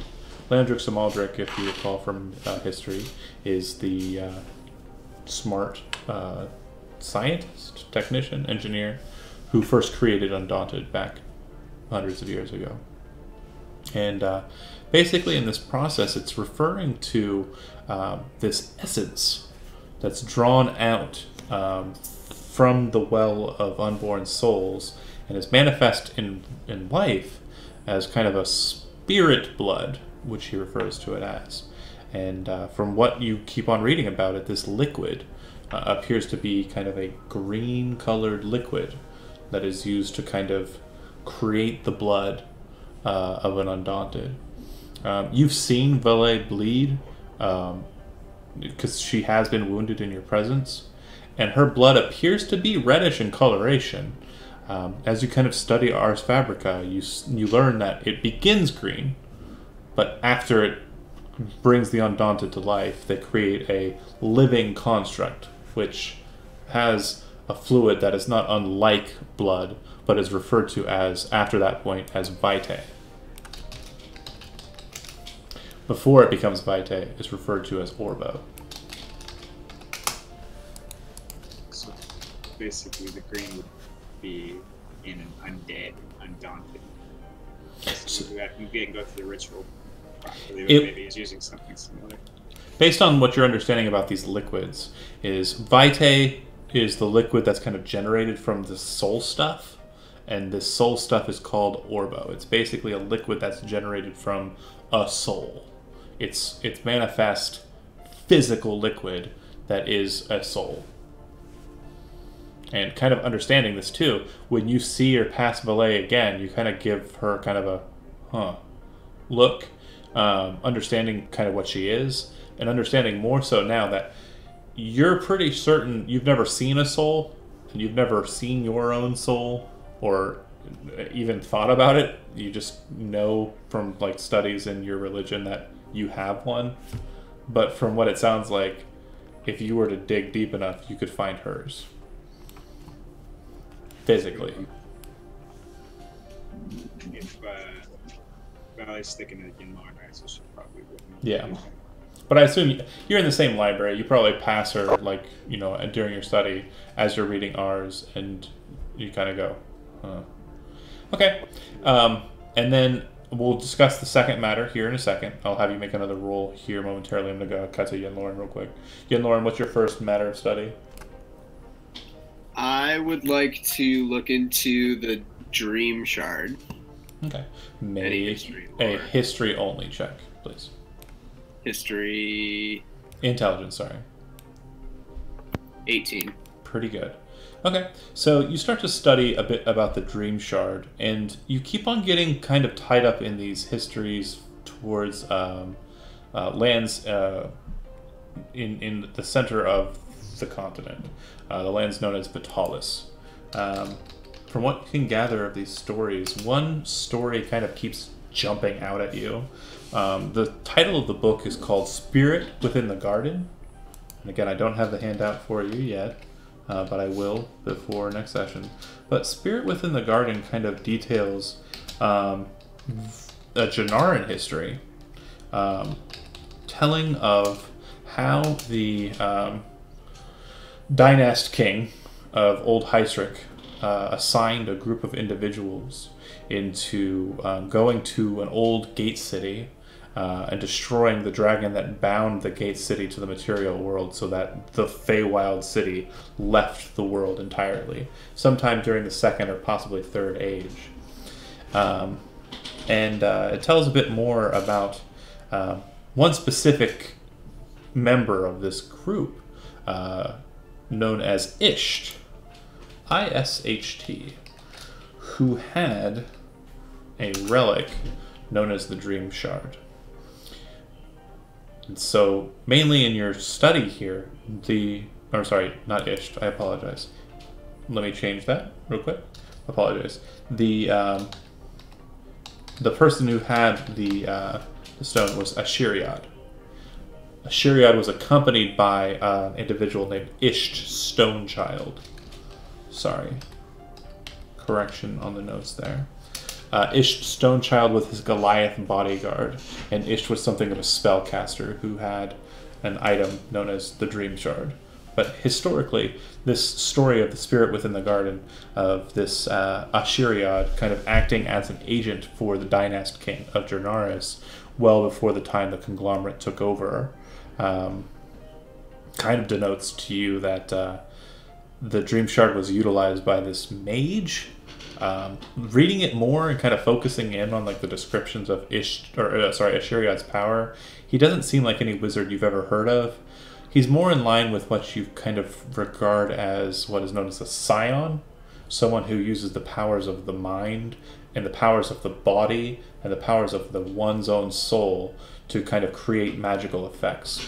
So to give you a bit more on that, we understand where the White Wind transfers its power. It's for divine magic. We understand where the Black Wind delves its power. That's arcane magic. We understand where kind of the primal essence comes from, which is sometimes referred to as the green spark, but usually is referred to as one of either white or black winds, because they kind of denote that. Druids more so towards the white, and rangers more so towards like learning it and being kind of a dark magic. But psionics is a very old art which has been lost in the sands of time, but was an art that was manifest from the person and had no rule or reign over it, because it wasn't something that was granted or gifted. It was something someone had on their own.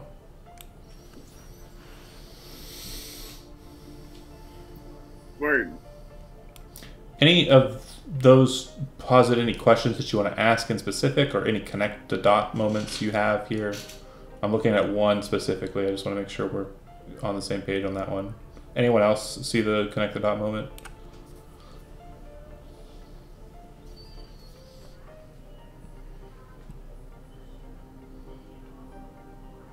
Does anyone else connect the dots? Because I missed it. I'm stuck up on the fucking psionics.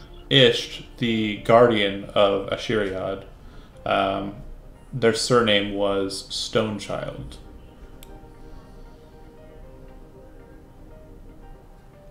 Is that the statue? That's where we began this adventure. No. Stonechild Park. Stonechild Park, correct.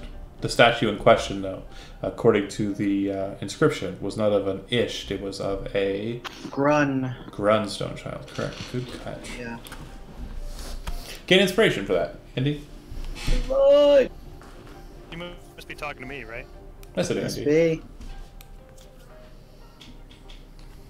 Okay, we'll go ahead and go. Zach, do you have any other questions that you're trying to figure out information about, or is that it for you? No, that's it. That was good. Okay. I learned enough. And Broxgar, you said the last thing you wanted to research was Biken. Go ahead and give me one more of the old history, intelligence history check, please. With advantage again. I would say without. So, yeah, you're not able to get much on Biken Masame, and the only information that your curator is kind of able to assist you with in this regard is he's heard of some stories, but they haven't been put to pen, concerning a boogeyman, or kind of like a horror story from mercenaries. Boogie Woman, sorry, apologies. Boogie Woman, or some sort of like horror story told by mercenary companies, but yet it has not been penned to paper. He says the only reason he knows this is he's heard some of these stories from a couple of bards not too far from here, at a tavern over in the port area, known as the Sweet Misery.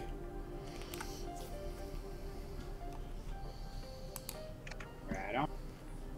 Says the bards. I don't even think we've been given your name yet, have we? Except if I'm mentioned by you. Biken?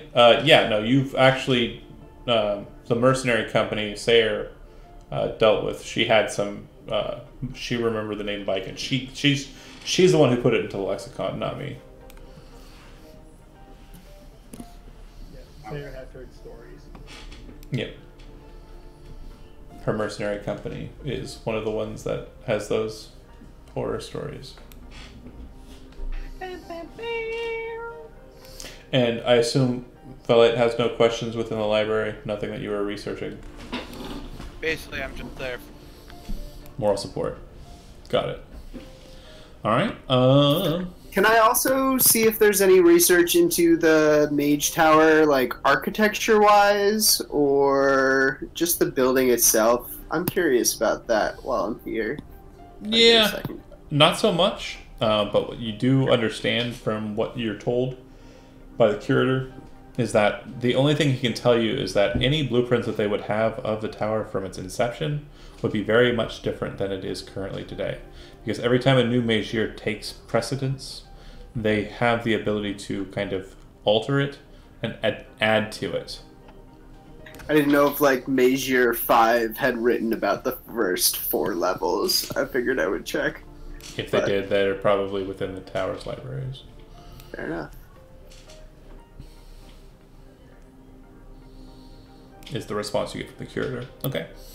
Oh, library time's over. You guys get back on the trolley and head back. And those of you at the library kind of head back up north from there and head that way. I'd like Valet and company to make wisdom perception checks.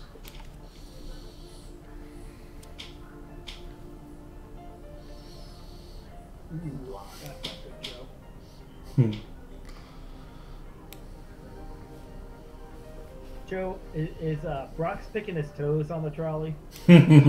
Well, you guys don't take a trolley, you walk. The others are trolleying. But I got dust in my eye. even with the goggles on, you guys are. It was a really persistent piece of dust. Valet, you see, you look over at Ren's office as you're passing by, and from what you can tell, it looks like there is something sitting outside, and from this distance, it looks like an auto carriage that's been left outside of Ren's office. It wasn't there the first time you were there. I that out. Okay. You guys see it? Should we go? Cutting out. Tim, you're cutting out again. Oh, sorry. Should we go inspect who might be being at his office to better inform Ren once we run into him? Valet, you were actually in the back room when the Adamses arrived at his house. That auto carriage appears to be the auto carriage that was in the back room that Effie was working on. Oh, okay. I do recall it does look like that was what Effie was working on. Yeah.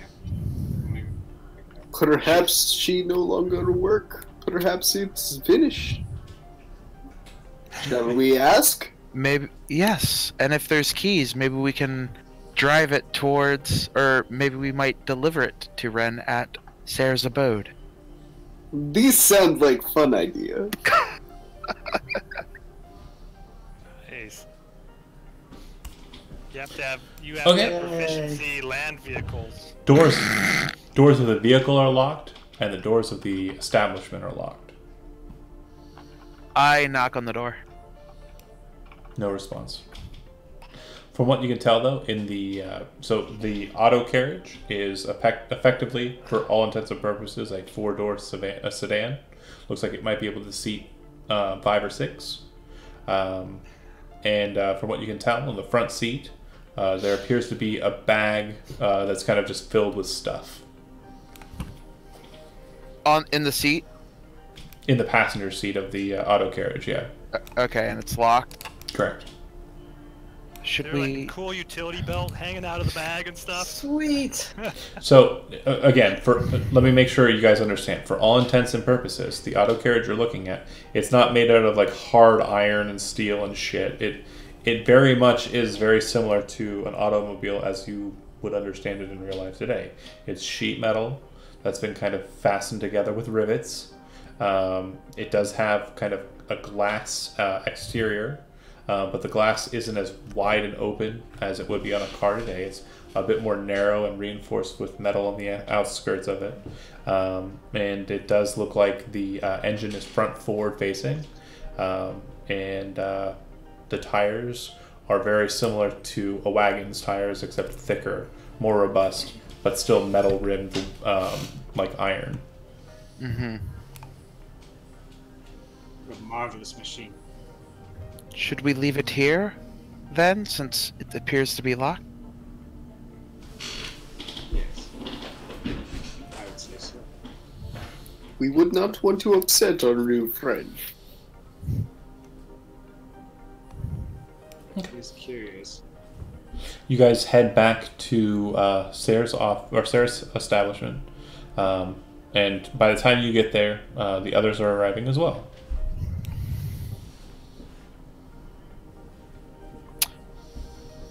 Ren, Yes. it appears the auto carriage that Effie was working on may be complete. It is sitting outside your office, locked, with some belongings in the passenger seat. Oh, excellent. I know she was working on that. So, more important, tell us what you found in the library.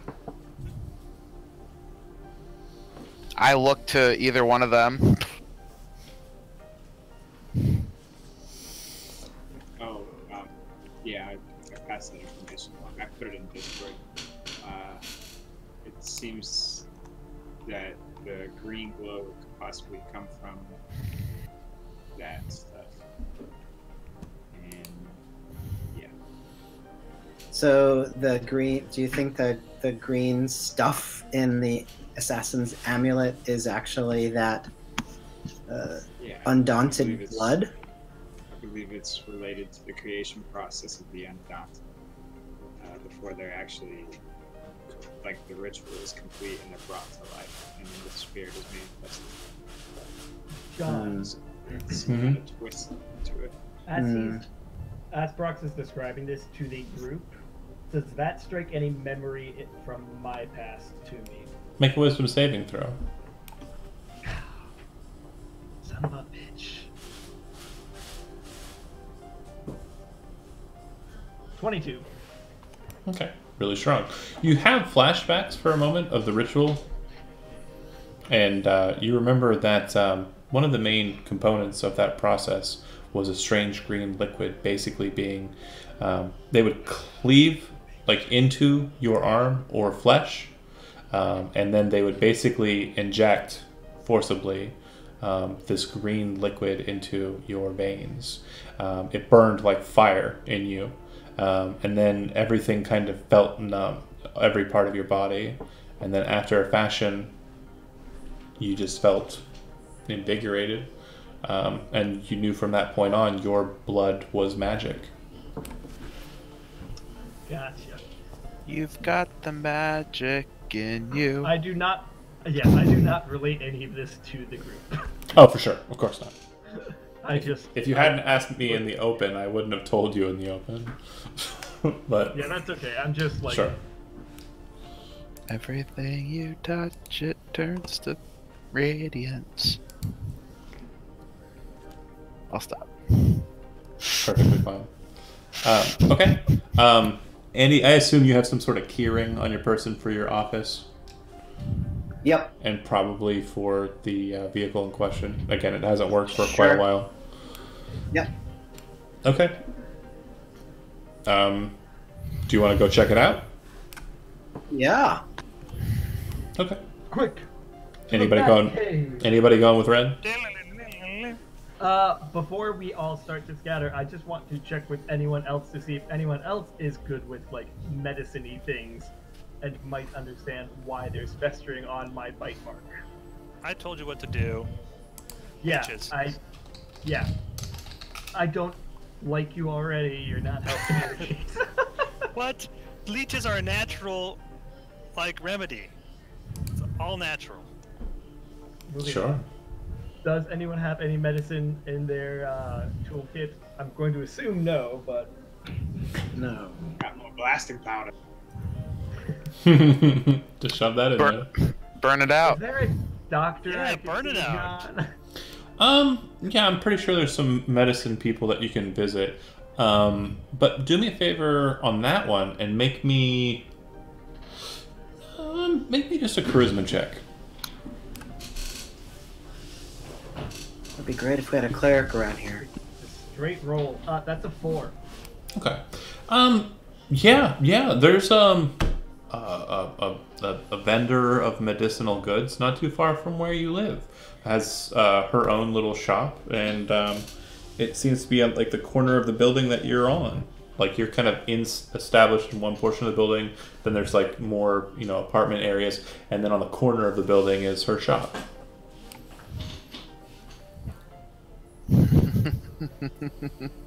Okay, I go there. Sure, why not? Okay. I rolled a 4. All right. Are you taking anyone with you or by yourself? I mean, unless anyone's going with me, I'm just going to go by myself right now. Okay. As you're wandering over that way, you kind of get this weird vibe that, you know, you're kind of walking through the city. It's pretty busy. It's mid-morning, mid-afternoon, or midday rather, and you're heading that way. You hear someone saying, "Hey, hey, hey, hey." And you start looking around kind of for the voice, and you're not sure where it's coming from. And you hear, "Hey, hey, hey, hey." And finally you decide to kind of look down, and you see that you're being followed by this pretty large looking rat. And it's kind of saying up to you, "Hey, hey, hey." Are you talking to me, little rat thing? It kind of scurries in close and kind of, "Got any food?" No, now go away. Ah, runs away. Really? That's Speak what's with funny. rats. I Yeah. continue on my way to the medicine woman. Okay. I'm Yeah. going to guess it's Dr. Quinn.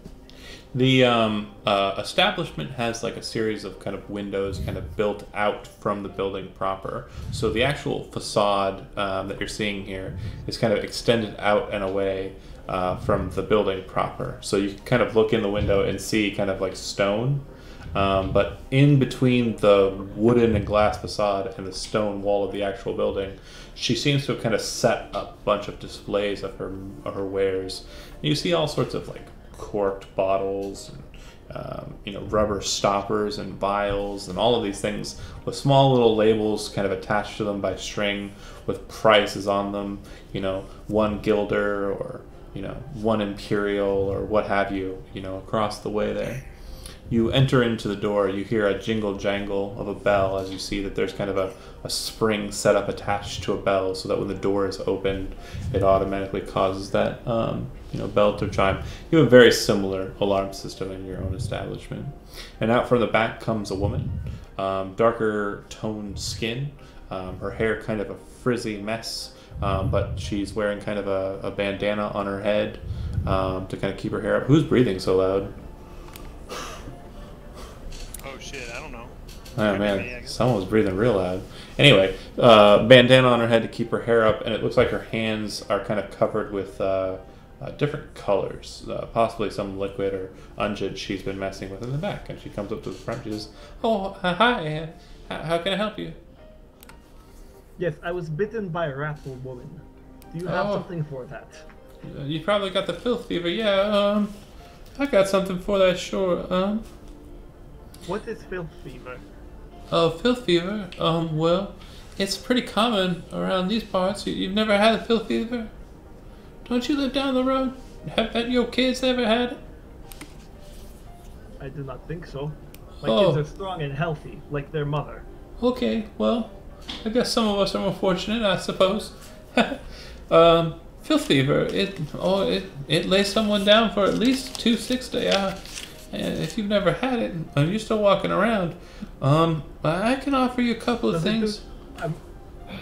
Sarah's just gonna be, does it do something like this and just sort of like shows wherever the bite is? I don't know, is it arm, Oh. neck, whatever. Oh my. Oh what? Oh my word. A very you be blessed. And she kind of reaches down and kind of like reaches into her coat, and you see her kind of grab out a holy symbol and kind of hold it close. The symbol of Saint Averiu, the diamond pattern with a cross set within it. And Right. she looks at you and she says, "Oh, you're cursed. You're cursed, young lady. Please get out of my establishment. I do not know what you mean. Could you explain? You gotta go. Don't make me call the guard. You're cursed." You've got the curse. The curse of the This rat. is not explaining. This is. I'm gonna call the guard. You've got the curse of the rat. Get out of my place. The rat was talking to you, Matt. Whatever. I know. Sarah hasn't put it together because she does not have the same intelligence that I do. Right. Good. I did not roll well for all of my stats. You exit You're out the new Pied Piper. back into the fresh air, So and I leave. yeah. You once you get into the Strange woman. once you get into the fresh air, you kind of feel this kind of weird sensation, like there was some sort of kind of just disgusting nature about that place that you're not sure of, that seems to be kind of clinging to you, or something's kind of changed about you, and you just feel kind of coated in grime. You just feel dirty, like real dirty. Don't know what it is. Filthy mold in shop. Something like that, perhaps. I mean, yeah, you're definitely assigning it to the shop, but again, Yeah. correlation is not causation. But yeah, your character Well, thinks yeah, this. but, you know. Fair enough. All right, cut back to everyone else. Who was going with Ren to go pick up the car? I mean, the auto carriage. Can he drive that auto? Heck yeah. Don't you have to have like proficiency Vehicles land vehicles? is a good proficiency to have, but it's not necessary. Just it makes it a I lot do not easier. have it. Guess who has it? I have it. You And do? you I can have it. buy those little booster seats that you put underneath you when you sit down, and those things that you can push like lengthen your feet, so like you can drive. Adorable. That sounds great. I think that you driving us around would actually be lovely. It would take you down a peg even lower than you are. I was going to say, or you could actually have someone competent drive it, like Sarah. Yeah, we could have Sarah drive it, Ratwoman. Why is your nose twitching, Sarah? So will it be I the mean, rat? first of all, Sarah's not even there. Will it be the Second, Ratmobile? Yeah, the Ratmobile. The Rat Patrol. I bet Andy remembers that. You remember that movie? Rat TV Woman. show, Rat Patrol. Anyway, I don't. cut to you guys arriving at the vehicle and the shop. The shop is closed and locked as you left it, but now the auto carriage sits, and it looks like it's in about the same state of repair, but it must be at least semi-functional if it made it to this position, or was taken in the first place. You take the key out, unlock it, open up the door. Inside you do see a bag. It looks like it's the effects that were taken, which if you recall, looks like it's an a grappler and an auto shield, which have not been fully constructed and are not completed. They're still in states of required repair and creation. The auto carriage, on the other hand, it does look like it is functional. And it does look like it would probably serve as legal for use on the open streets of Rostigar if you were wanting to drive it. If it were to engage in anything a bit more strenuous than normal driving, that might be a problem. But other than that, you're pretty sure it'll get you from location A to location B. Yeah, great. So a little fast travel. So I'd want to bring the items that are not completed up to Ren's office. And is Effie there or no? No, because if you recall, she is staying at home until told otherwise. Mm-hmm. So I would write a note on the items that they've been returned, and she can work on them when she returns back to work. Okay. You also know where she lives, and now have an auto carriage, and could probably get there. Yeah, and I would write a second note, and it would basically say, "Hope you're feeling better. I think that the coast is clear, so whenever you're ready to get back to work, I've left some things there for you." Okay. So you deliver that to her house. Right. Okay. Are you taking everybody else with you in your fancy auto carriage? Whoever's there, who's going? And Lauren? I'm involved in this TVK. Okay. So, Okay. real quick, I want to know, there's a very serious question I'm asking here, but I'm not going to ask the question. Anyone who's ever ridden in a vehicle should know exactly what they need to say right now. Are you licensed to drive that vehicle? No, No, that was the question, Oh, and that is the correct answer. Shotgun. Sayer, That's Come right. on. you are elicited the honors of sitting in the front passenger seat, while as the rest of you ride in the back. I don't have the front seat. That's where the driver sits. That's right. So Ren is going to sit in the back and ask Gilbert to drive since he has that skill. I think also yeah, Sarah buddy. said she could drive too. But I will drive. I I could, would but like to you drive. need this more. I need this more. Also, You guys aren't together. She went a different direction. yeah, she Right. could go a different direction. All right, sweet. So Ren gets his own If I shotgun. closely observe, Gilbert can improve my own driving Crack. skills. Oh So- yeah, I could explain it to you. Gilbert, real quick note. The vehicle was obviously crafted for a more human sized figure, not so much a gnome. That will pose difficulty. Go ahead and make me a vehicle's land check, but you'll do so Of at course. disadvantage.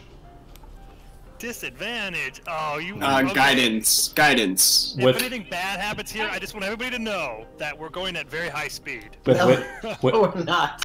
with your choice of either wisdom or dexterity. And then Lauren will backseat drive with guidance.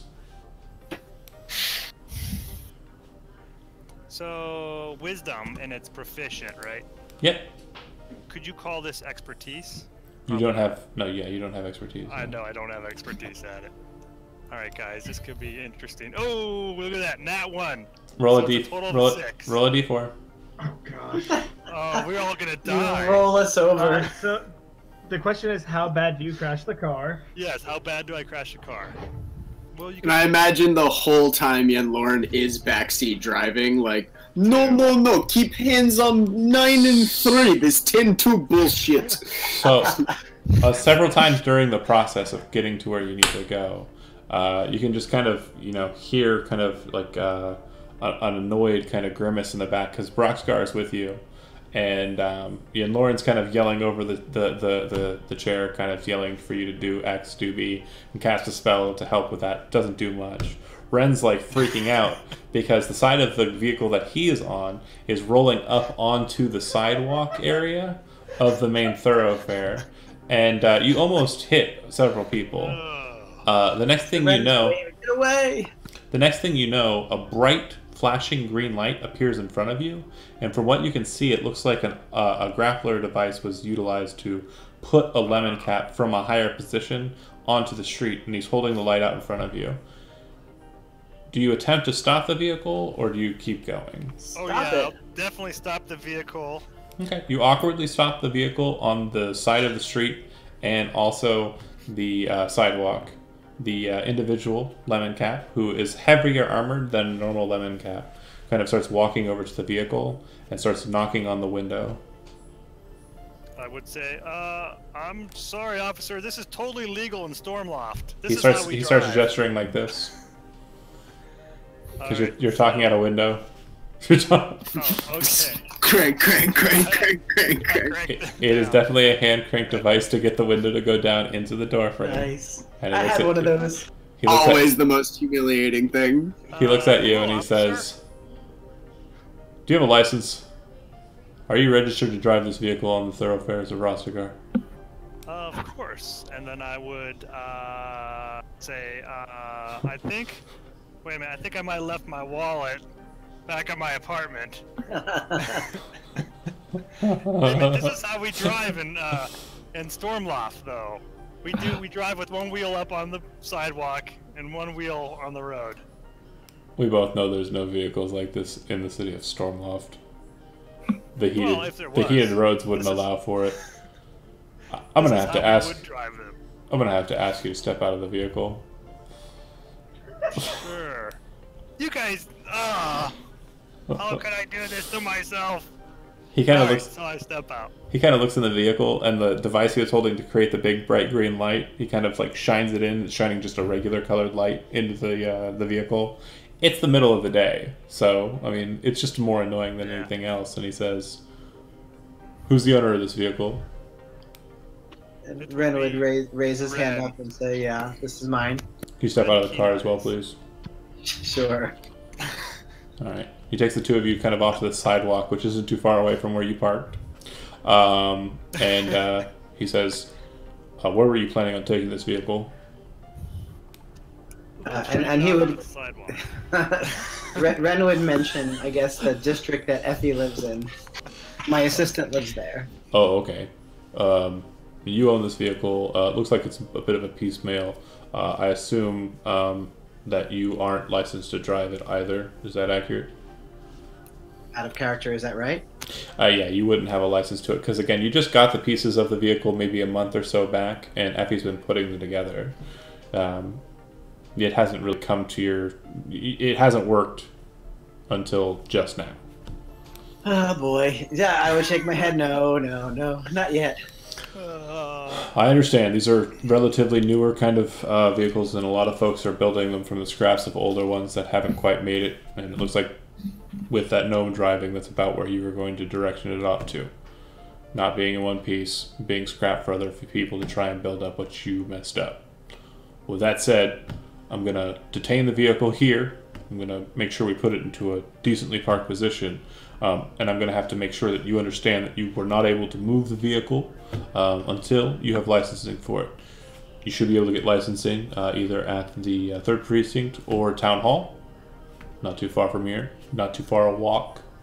But once you've arrived at attaining licensure, I'll allow you to remove the vehicle. If neither of these individuals within the vehicle or yourselves have not attained licensing to remove the vehicle from these premises within a 6th day, today being the day of Dan, so next day of Dan, so you have exactly 6 days to do it, the vehicle will be taken into police custody and it will be impounded at the 3rd Precinct. If necessary, we will utilize it for our own force of auto carriage patrols. Okay. Thank you, officer. Nods his head. As you guys are standing there, another auto carriage kind of passes by at a pretty good clip.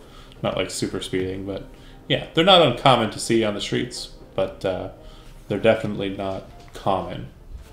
We're just joyriding. You guys are just joyriding.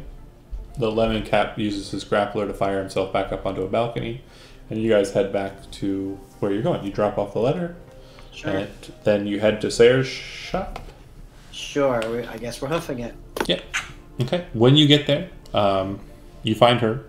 She's there as well. She's returned to her establishment. And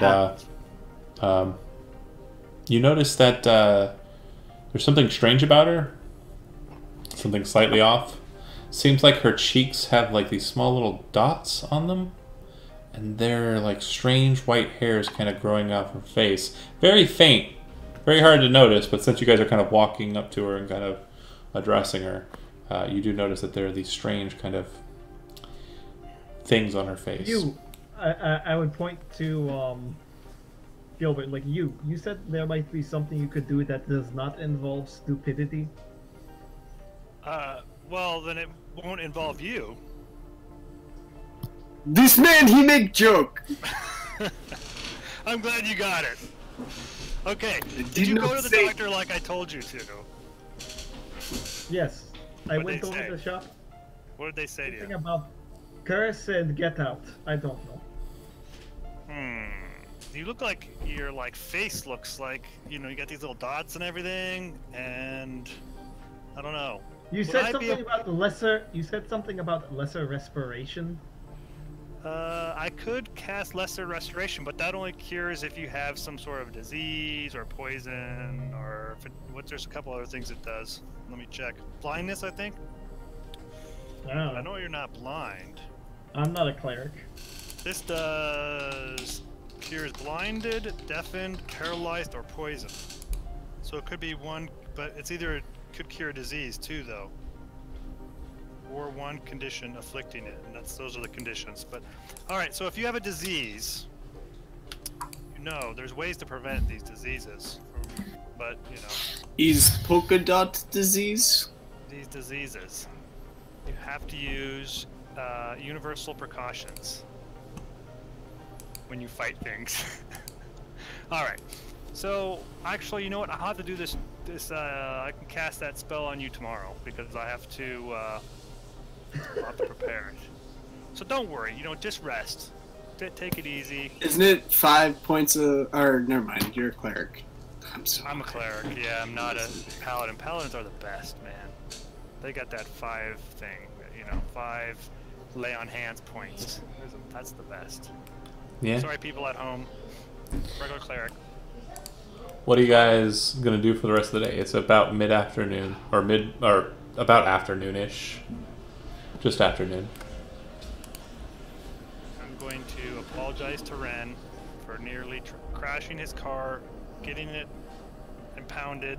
They almost put the boot on it. I could see he was going to get it. They've effectively booted it. They were going to boot it, so I apologize for that. Forget it. Maybe I just shouldn't drive. As a question, would Sarah have any sort of paper or license or that sort of stuff from when she was part of the watch, or no? I'd assume so, yeah. Okay, that's what I was thinking. I also have a forgery kit, so I was just gonna forge one for you if you didn't. Also, service-wise, I mean, they're not you, but your husband actually used to do delivery services, which allowed him to get up the currency besides what you guys earned in the watch to afford to be able to get this establishment in the first place. So he's licensed, and you were probably licensed. You don't have a need to get an auto carriage or keep one. The maintenance costs are insane because you live right near the school. You have your own place of work. You don't have to go to work. So it's there's no reason to have a car in the city. Yeah, don't even bother trying to drive Ren's because I think there's something wrong with it. I mean, I'm a school driver and I couldn't operate. It was like bouncing all over. Wheels were jumping up on the curbs. And as it stands right now, like auto carriage use isn't. Your feet reach ground? Auto carriage use isn't so much done by people for non-work related circumstances. So you guys don't see a lot of auto carriage that are just rolling about with folks in them. Either it's nobles who can afford it, or it's people who have a job to do and can't afford real horses or cyber horses and prefer the functionality of an auto carriage.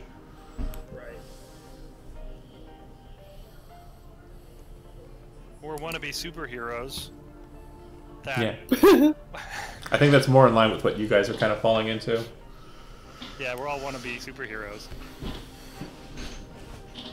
So we've got Sayre, who is cursed. We know a little bit more about... Cursed or disease, we're not sure. We know a little bit more about the amulet, and that helps us a little bit more, I guess, with the Undaunted. Yeah. And we know a little bit more about what's happening with Wellenbart's house, but that doesn't really help us with what to do next. I thought we were attacking the Knights, Sharks, and the Idealists, and all no. We're gonna be in one gigantic street. It's an idea, but it like sounds like gangs of New York. It was gonna be gangs of New York. It is an idea, sure. Like your idea for leeches. Very bad. That's not a bad idea. That was used for like a long time. As well, how about this, Kevin? My uncle died from leeches. I think dealing with the gangs is probably a good idea. Maybe we can go back to my contact Connor Bates from the Mardigans, right? Is that right, John? Oh, yeah. Mardigans, and see if he knows anything more about what's happening. We could give him some information. Your contact was Tybalt. Connor Bates was the conglomerate guy. Correct. Connor Bates is the agent for the conglomerate, correct. Oh, yeah, we don't want to talk to him. Actually, maybe we could talk to him. That's another person, too. Yeah, just finding him is probably the key. Right. He's told us where he lives. He's just outside of Spellmoth in a rundown house high in an apartment tower in the 3rd precinct in Mistfall. Right? Mm-hmm. Yep. So that person would have knowledge about, like, the inside workings of the conglomerate, maybe. Something like that, yeah. I've got a question about this Tybalt. Is he a Capulet? Tybalt is not a Capulet. He's a Mardigan. He's... you guy, you. He's a Montague? He's a Mardigan. Oh. Nice. I keep touching my subwoofer and I keep getting scared. So those are two things that I think we could do. We can either find out about what's going on with the gangs, or we can talk to this mole inside the conglomerate. Any others? Not rat, mole. Let's So- violent creatures. So- like rats. Tim, go ahead. What's the end game for both things? Like going to whatever with the gangs, what's the end game there? What's the end game with the conglomerate? I love the fact So- that at least one of you are realizing that most of the things that you're doing are pretty much aimless.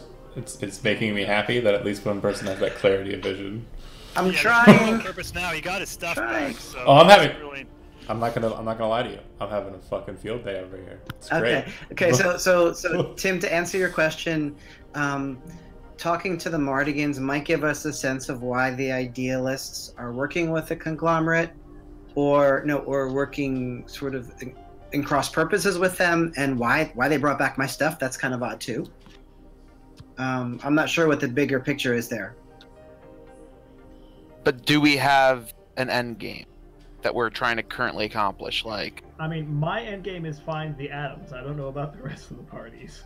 That's Wow. one. That is true. We could look for the atoms. but your end game, but finding the atoms isn't the end game. Finding the atoms is a step towards you have an end game. That is your first step True. towards it. Which you're not going to share, I understand that. But like, let's start setting some, like, My end game is destroying the conglomerate. That's what our end goal is. No shit. Whoa. I mean, that end We're game. destroying the current iteration of the conglomerate because Right. That's what the Margrave told us. The high tower Yes. must fall. we're gonna Alright. destroy the conglomerate. so that's on the table. So now it's what's the best way to go about doing that? Haven't figured it out yet, man. Instead of inciting a gang war, maybe we incite a gang uniting to And have a that's- stronger force to fight the conglomerate. Maybe, but the conglomerate Yeah. would like slaughter all those guys. They're a bunch of mooks. They're like mages and stuff. The conglomerate.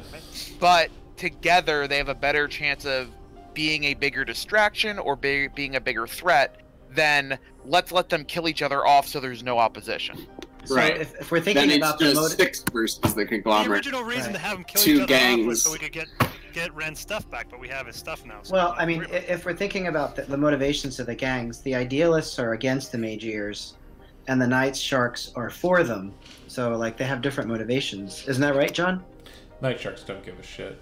They don't give. Okay. Night Sharks don't give a shit, but I think we can try and make the Night Sharks give a shit. Let me I double- think that's what Tim was proposing, is that we figure out a way to get the Night Sharks to give a shit about the conglomerate, then it's 3-on-1. Mm-hmm. And if we can get the Margotines As involved opposed and have a to- three-way alliance between the guilds, then I mean, they might not be able to take on the conglomerate head on, but guerrilla tactics like I think it's time to start playing politics, boys. We gotta figure out a way into the Night Sharks gang.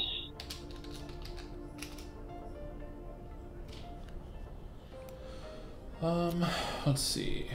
I think if we could show the gangs that there's a way for them to profit by the current rulers of the conglomerate going down, like they could, somehow end up rich off of this, that we could easily get them on our side. And like you said, they could do guerrilla warfare against them. Maybe pick off First a step person is or establishing a line of communication, and we don't have that with the Night Sharks yet. We do have it with the,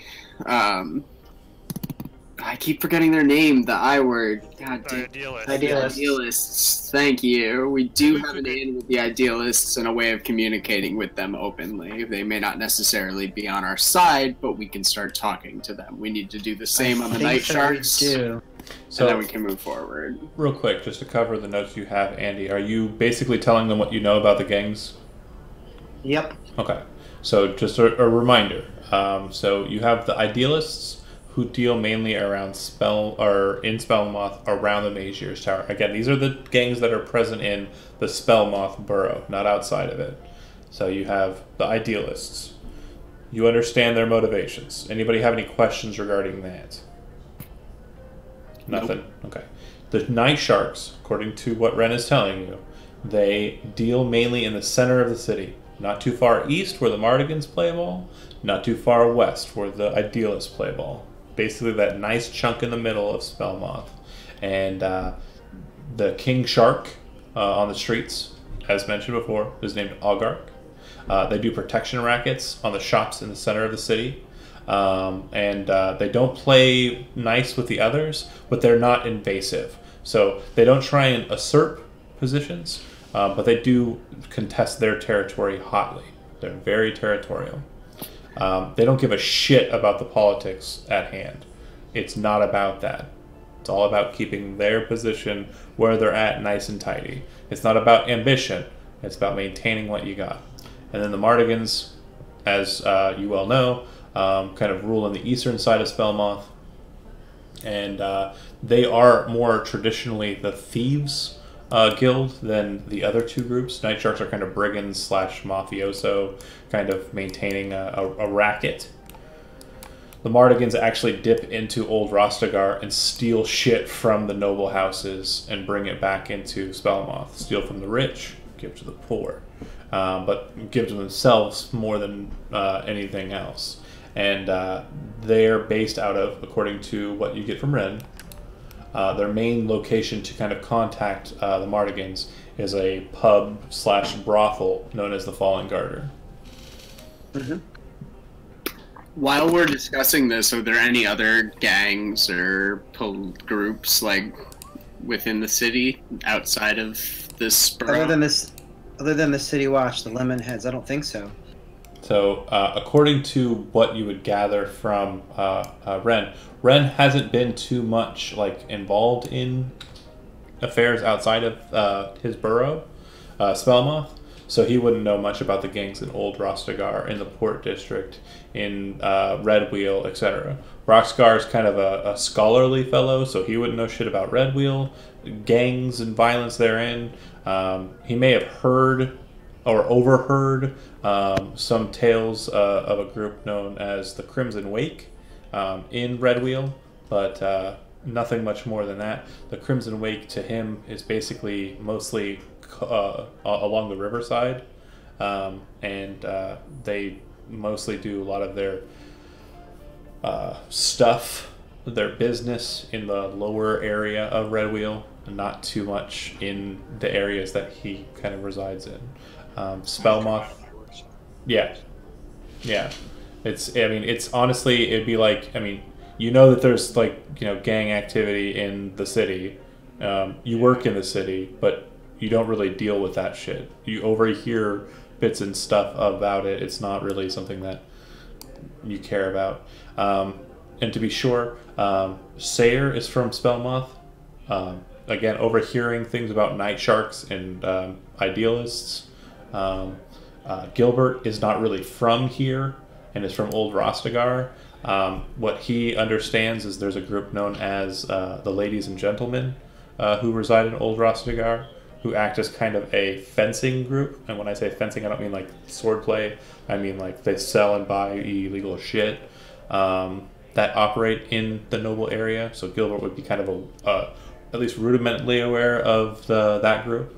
And Valet is extremely aware of the Idealists. Has been focused on them for some time.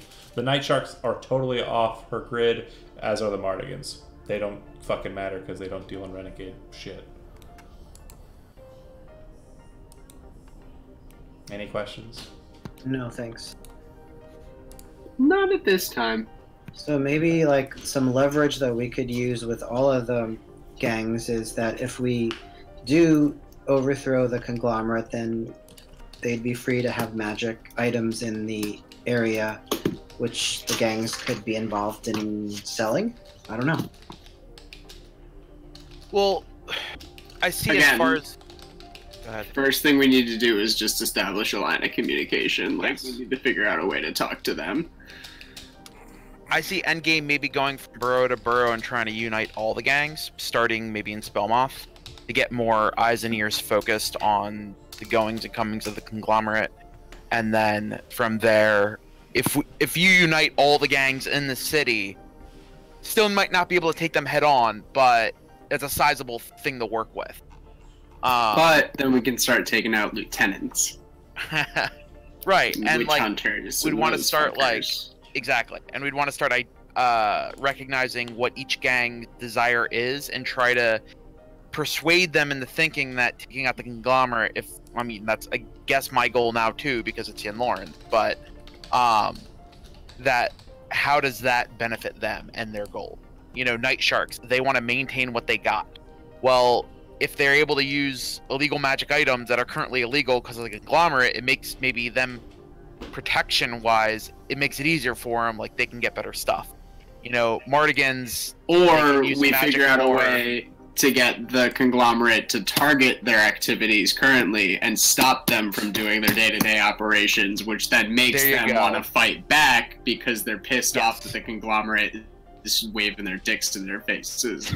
That's another angle for it, yeah. All we need to do is start a rumor that, like, they're using magic items or whatever in their racketeering business bullshit, and then, like, and the conglomerate starts breathing down their necks, and then they care. Well, do you know, like we have to first figure out if they care that much or not. Do you have any contacts in the Mage here that you can kind of, you know, try to get to start those rumors?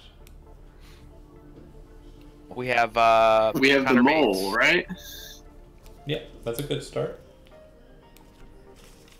So he would definitely then be a good person to go to maybe shed insight. I mean, probably get mad at me for allowing Razik to die, but yeah, we don't need to open with that though.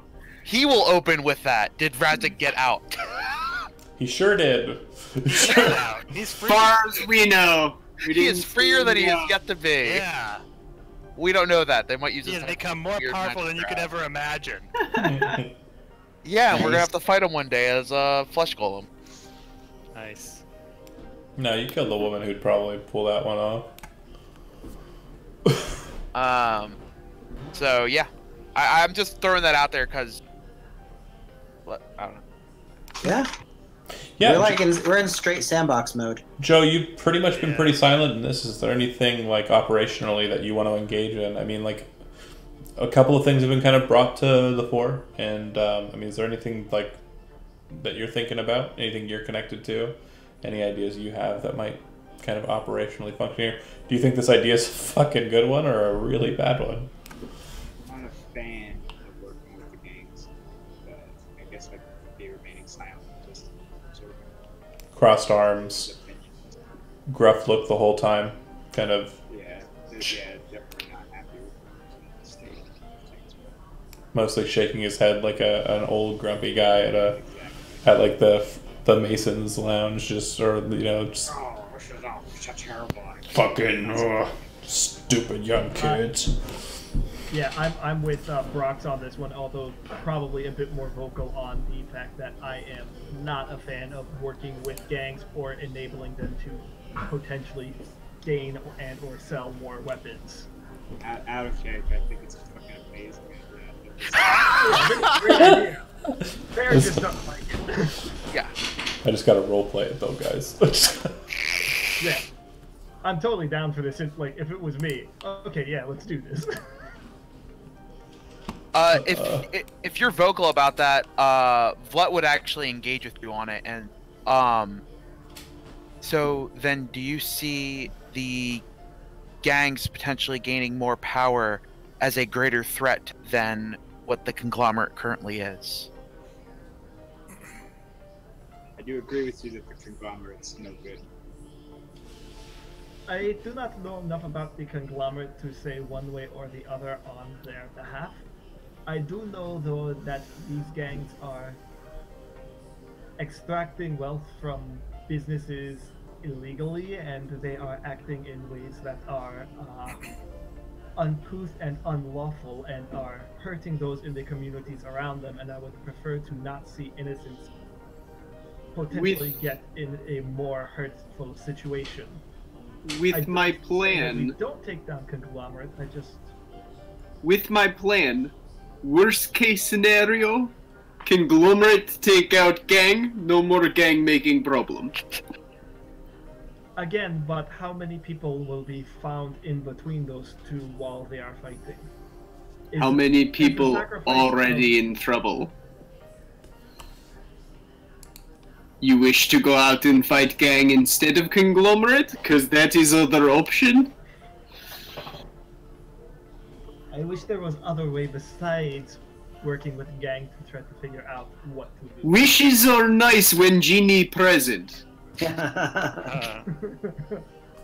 Well, perhaps in our dealings with, if we proceed down this road, maybe another path will,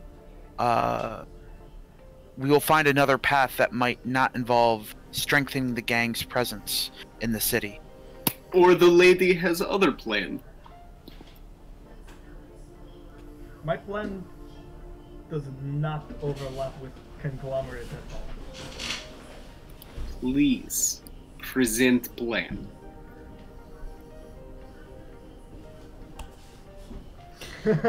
As she kind of turns to you and kind of like laughs a little bit and kind of like gets ready to talk, yeah, Lauren, you notice something very strange about her appearance that you didn't notice before, or it just shifted.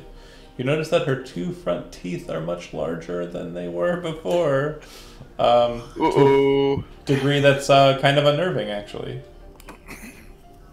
It's getting late in the day, by the way. It's getting close to evening time. Yeah. You getting a hankering for cheese? Okay, first of all, cheese is actually really bad for rats. John, is Lauren the only... That's a racist comment. It's a ratcist. She kind of turned to No, note it's a species. him, so she's the only one, or he's the only Yeah, one. Lauren, who knows her. okay, cool. Just checking. So far, it Yeah, will exactly. obviously become a lot more apparent soon. Yeah. Yeah. My plans involve finding those who are hunting me and my family and dealing with them. The conglomerate does not, as far as I know, enter into my plans. It's a strange itch on your nose, Sayre. You kind of, I ignore it.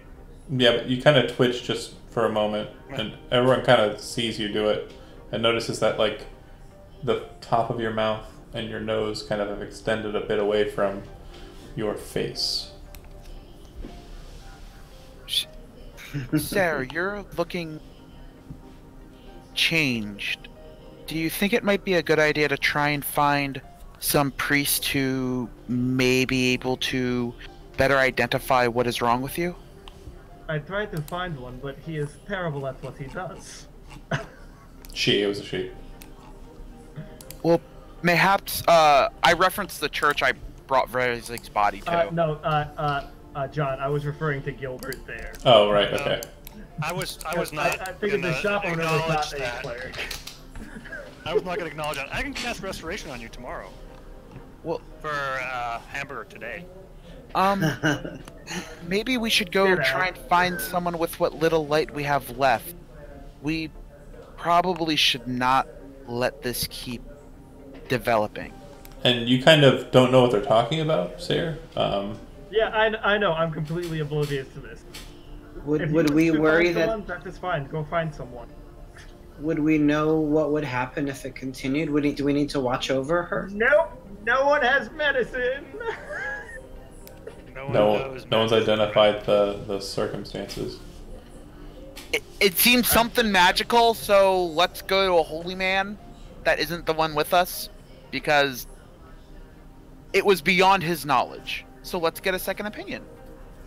Yeah, I mean, As I said, if you want to find someone, you can go and find someone. I will be staying here. Someone who makes house calls. Okay. So far, nobody's pointed out these changes to her. They just said she's changed. She hasn't really... No idea what's going on. Would you like I describe what I've noticed. The dots, the protruding nose. Yeah, again, her nose isn't like full-on rat mode. It seems that like there's like a slight jutting out of her face. Yeah,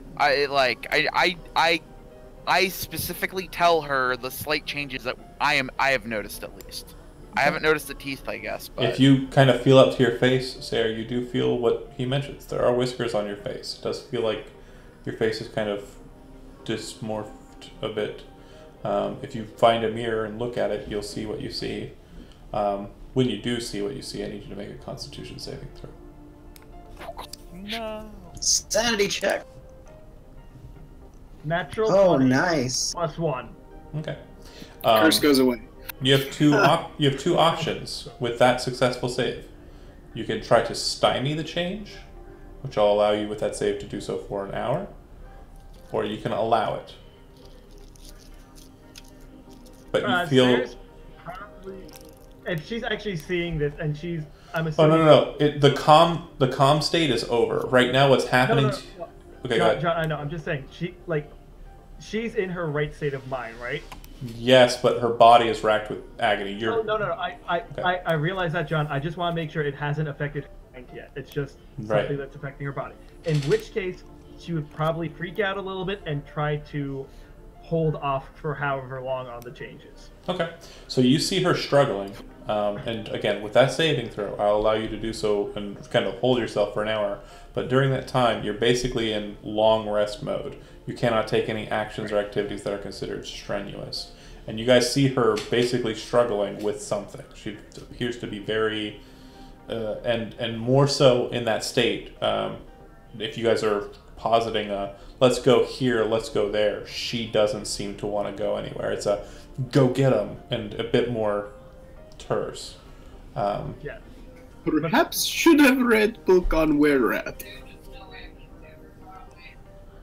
Ren, do you know where the nearest doctor might be that does house calls?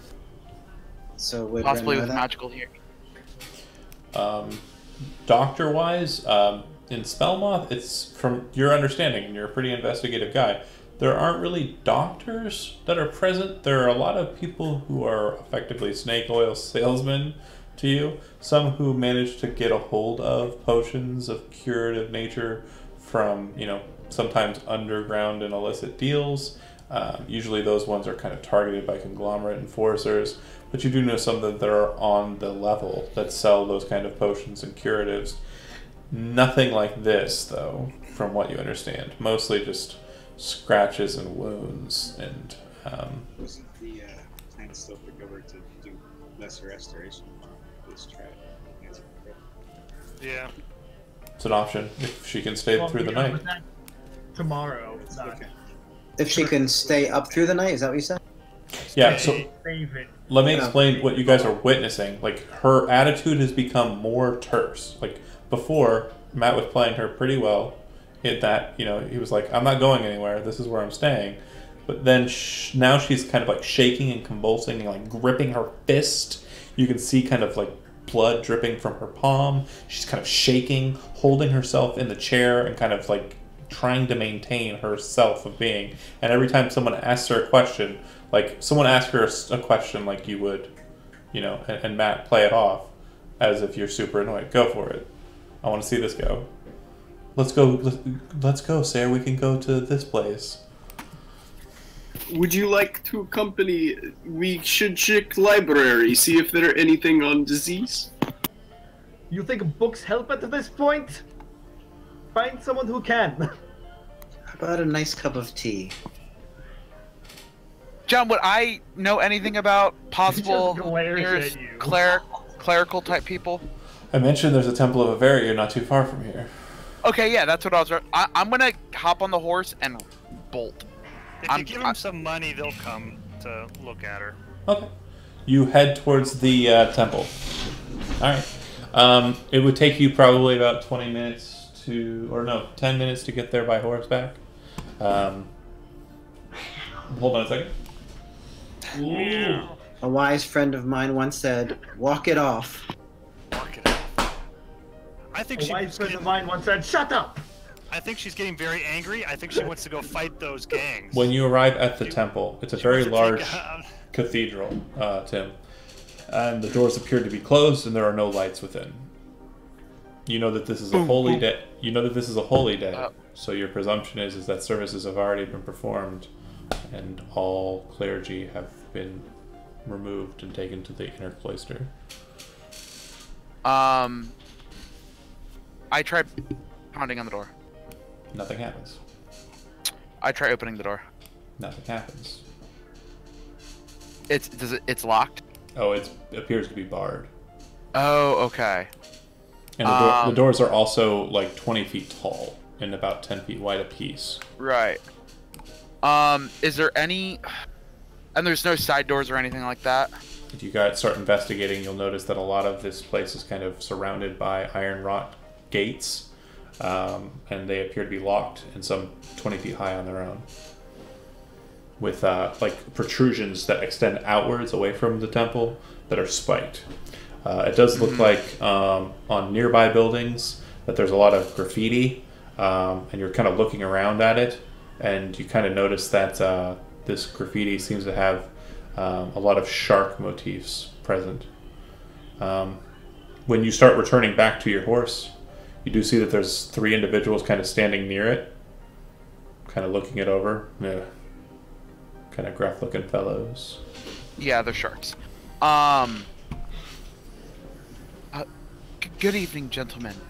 Yeah, what are you doing about?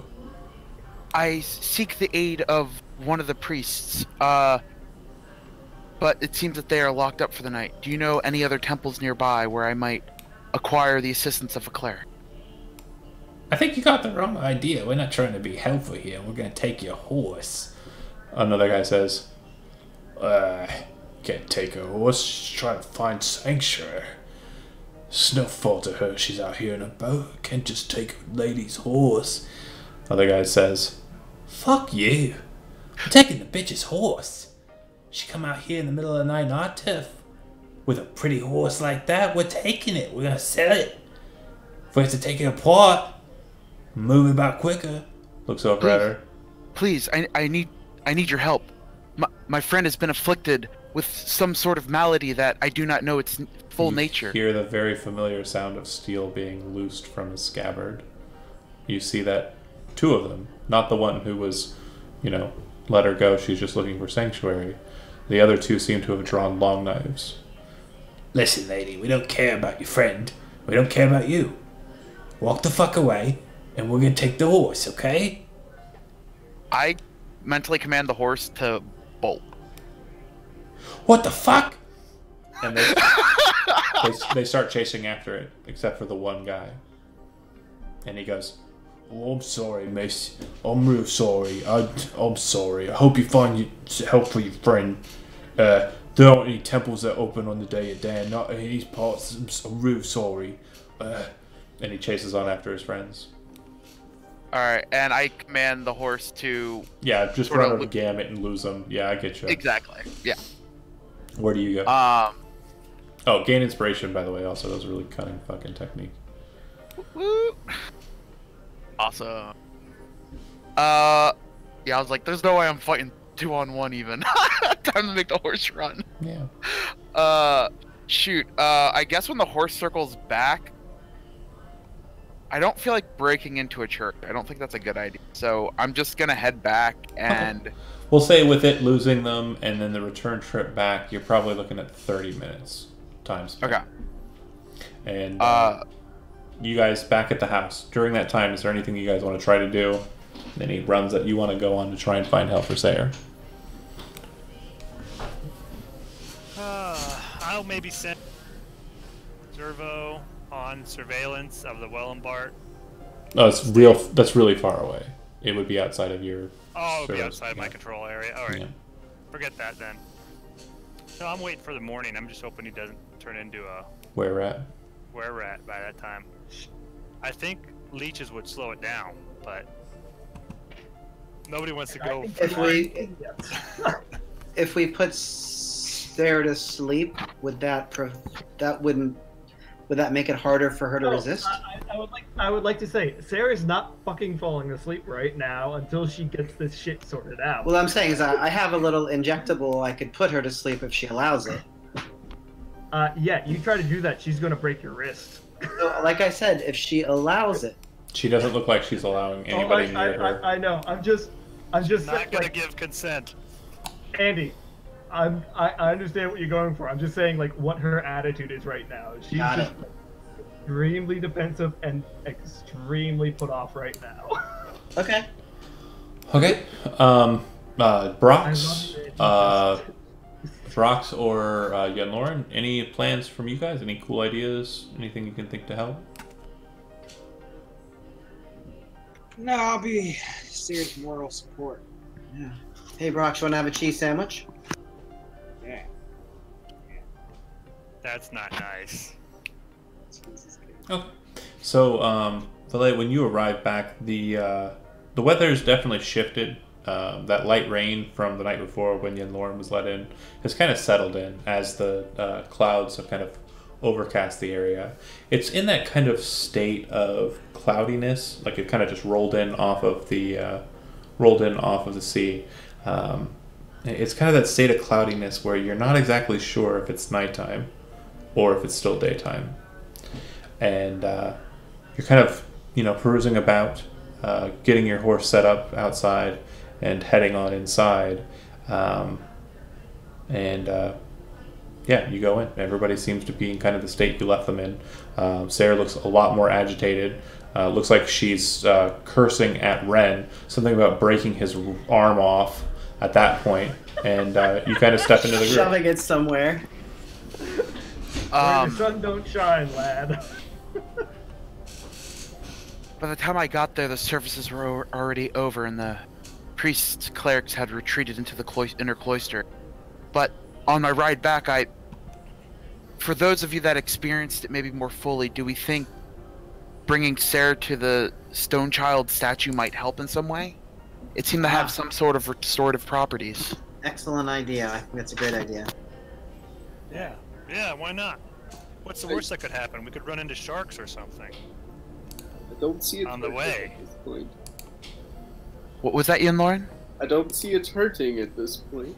Maybe you can put her on your horse, Villette, and take her there quickly. No, let's go with him. Didn't you run into trouble last time? Would you have told us that? I haven't mentioned it. Okay. Well, in that case, we probably wouldn't know. So. Oh, another note too. Probably a couple minutes after you've arrived and kind of settled in, Sarah is sweating quite a bit. Let's do this. She was just doing exercise. Sarah. Sit-ups and stuff. Yes. Did you touch I my? place you on my horse. This is the best option we have right now. Sarah, did you touch my drum set? Did you touch my drum set? No. Because you're sweating? No, I was just watching Cops. Step Brothers. Nice. Anyway,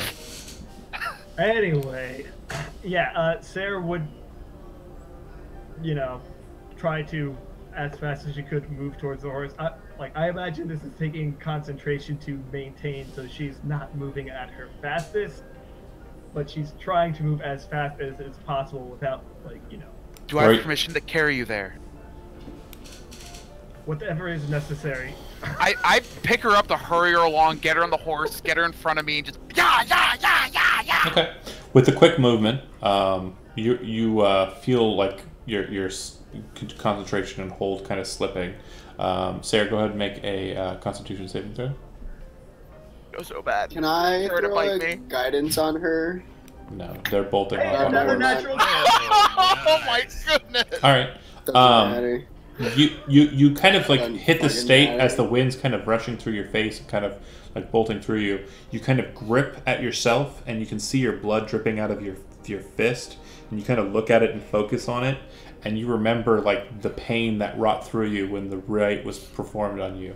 You're focusing in on the past, and you kind of have this strange sensation kind of burning inside of you, and you start to see like your blood dripping out from your palm, like where you're clenching your fist so hard your nails are digging into your flesh, and you start to see this black, kind of grayish black liquid start to drip out of your fist instead of blood.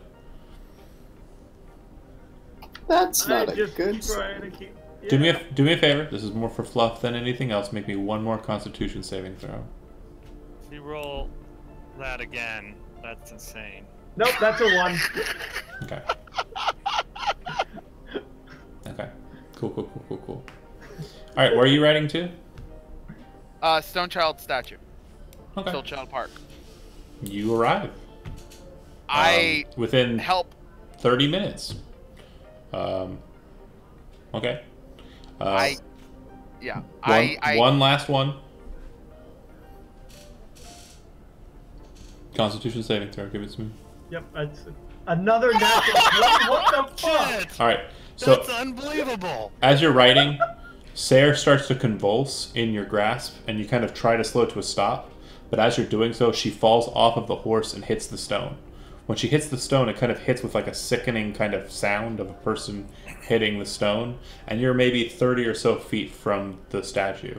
You stop the horse and jump off and hit the ground, and as you do so, you see like where the blood from like the hit on the side of her face is kind of leaking out onto the stone, and the blood from her hand like kind of leaking out onto the stone is kind of blackish in coloration, and you're kind of like, disturbed by that.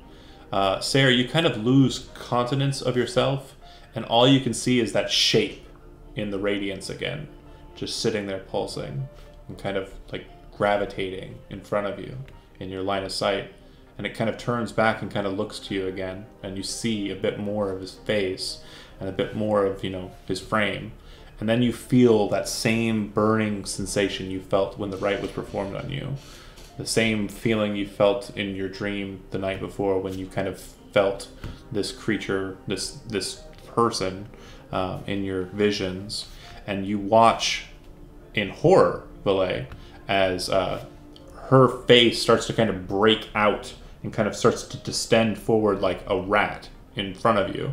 But then you see it kind of snap back into position with slight kind of like breaking in the skin around like the face area around where a rat's maw would be, and blood kind of just dripping from her like now bright crimson lips, and this black liquid just shooting out of her palms onto the stone, kind of forming this sickening kind of splatter on the stone around you. As you look at this nasty looking black coloration, you start to see kind of just foul looking bits in it as well, and it's just gross smelling. And Sayre, you kind of come to, your hands sitting in this goop, kind of looking at it, like blood still kind of dripping out of your lip. If you've ever been like nice and drunk to the point where you vomit a lot, and then you kind of like regain your sense of being as you're kind of like doing that, that's kind of the same feeling you'd have right about now. Except it looks like there's this black ichor just oozed out of you onto the stone. Rally. I'm going to still go over and do the thing with touching the sword just in case. I have a pretty good idea of what's happening. I help her along, like arm over the shoulder, like. You walk over. It doesn't seem to do anything. Okay. Yeah, I mean, I feel insanely lucky. It restores your hit points, as I mentioned before, but yeah. Yeah, I imagine I took like 1 hit point from falling to the ground, but like. No. You were at the time resistant to non-magical damage from bludgeoning, slashing, and piercing weapons. Gosh. But you're not now. Right. But right. I'm assuming I feel less. Yeah. Yeah. Everything about her appears to be just completely normal. Yeah. For people watching at home, she really rolled 3 natural 20s in the process of her transformation. So very interesting. That was very interesting. Very interesting indeed. Oh gosh. I can't not reward that with. I would like to say thank you to whatever programming was behind this, whatever random number generator that it used. Programming gods there. Yeah, and then a bunch of sharks jump out of the bushes. Sure. I'm kidding. Okay. Okay. Yeah. You guys get back on the horse and head back over? Yeah. Not necessarily as big of a breakneck speed, but we head back. Okay. Yeah. Kevin was trying to see if it was a glitch in the system and everybody was rolling good con saving throws, but it's not. It's like, what about me? Could I do it? My god doesn't like me. Yeah, nope. It worked. Oh, I think we found the protagonist of the story. Okay. Tim, that was pretty good. Yeah. I mean, I have a +6, so. Yeah. Wait, Right. John, are you saying that I have plot armor currently? Apparently, dude. He You went There's a DM setting that you can hit plot armor on one person. I wish that was a thing, but you guys ride on back to the house. Sayre looks a little bit more pale and just kind of, a bit sickly, but not like overly so. And Valet is kind of going to bed now. Despite being, you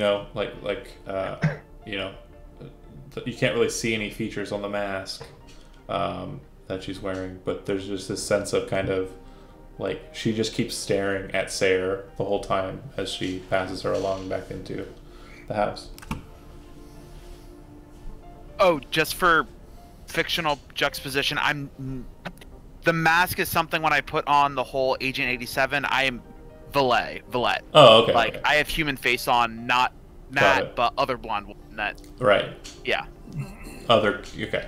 So yeah, then she definitely has a look of kind of surprise and shock as she stares on after Sayre as she heads back up to her room. And as Sayre's heading up, I just say to the group, It seems by some stroke of fortune,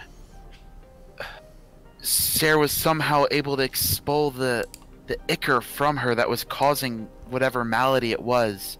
But I think it may be best if we still have a cleric look at her from in the morning, just to be safe. Holy just worked. Okay. And perhaps we investigate stone statue more. I would have noticed the statue. It didn't No. necessarily. Yeah. This happened even before the statue was. It did not seem to have any kind of effect in the moment. This all happened before we even reached it. Oh, well. Not to say that the statue just isn't. like, Whatever. alright. This is not a problem anymore. So Guess I read about that statue in that book for nothing. real quick for those watching at home, Kevin in the chat said, "Iker, I didn't even know her," to which I have to respond. Classic. Oh yeah. That was like liquor. Yeah, I know. I don't even know For her. those who don't know, It's a dumb old joke. Yeah, I love those. Yeah. I love those classics. I love that old one. But anyways, you guys are gonna go to sleep and in the morning go and speak to a priest. Mm-hmm. At least that's my. That's That's the plan very for Valet. offensive considering I'm a cleric. Yeah, you But don't okay. know anything about these. Ren, are you staying here or back at your office? Maybe I'll stay here. Okay. And everybody's basically setting up and getting situated to go to sleep again as the days kind of pass by, slightly eventfully, but not utterly so. And it sounds like there's that one plan, checking out the priest, for tomorrow. Is anybody else keen on any other activities or anything that they have in mind? Well, we talked about potentially meeting up with the conglomerate mole. Yeah, Bates. Yeah, kind of rates. Okay. If Gilbert was interested in checking more out with what was going on with the Mardi Gras, or No, Mardigans. Mardigans. checking out what was with the Mardigans, that would be sort of in line with what Sayre would be interested in. Talking to the Mardigans. Okay. Wait, Sarah and Gilligan both wanted to find the Adams. Sorry, not the Mardigans. Sorry, wait, were you going to check out anything else with the Welbert, with House Welbert? I was thinking about looking into that a little bit, but I think I'd be more interested in finding those Adams brothers first. Well, yeah, I know that, but I would. Sorry, Welbert though was since he was hosting them, like that seems to be like the last thread that Sayre sees with them. Yeah. So sorry, I didn't mean whatever they're called. Mardigans. The gang. Yes, the Mardigans. I was thinking of House Welbert. I just said the wrong thing. It's okay. Okay. Is there any engagement or specific lines of action that Broxgar or Yen Lauren are specifically kind of focusing in on? Because it sounds like Valet and kind of Ren are interested in making sure Sayre's checked out just to be sure, at a temple, right? And then it sounds like Sayre specifically wants to investigate more about the Wellenbart situation that they went to and didn't learn anything about, other than the house has basically been transferred over to the conglomerate. Excuse me. It sounds like Gilbert is kind of still thinking about trying to, contact like thieves guilds. Is that the thing? No. I'll go find out what's going on with the Wellenbarts too. Then. Okay. That is a good idea. It may lead to those Adams family. Gotcha. So Broxgar and Yenloren mainly just kind of focusing in on what you guys are wanting to do tomorrow. I got I'll accompany Ren. Okay. If that's all right. Okay. And oh, go ahead. Yen, anything? What were you gonna add, Tim? No, you go first.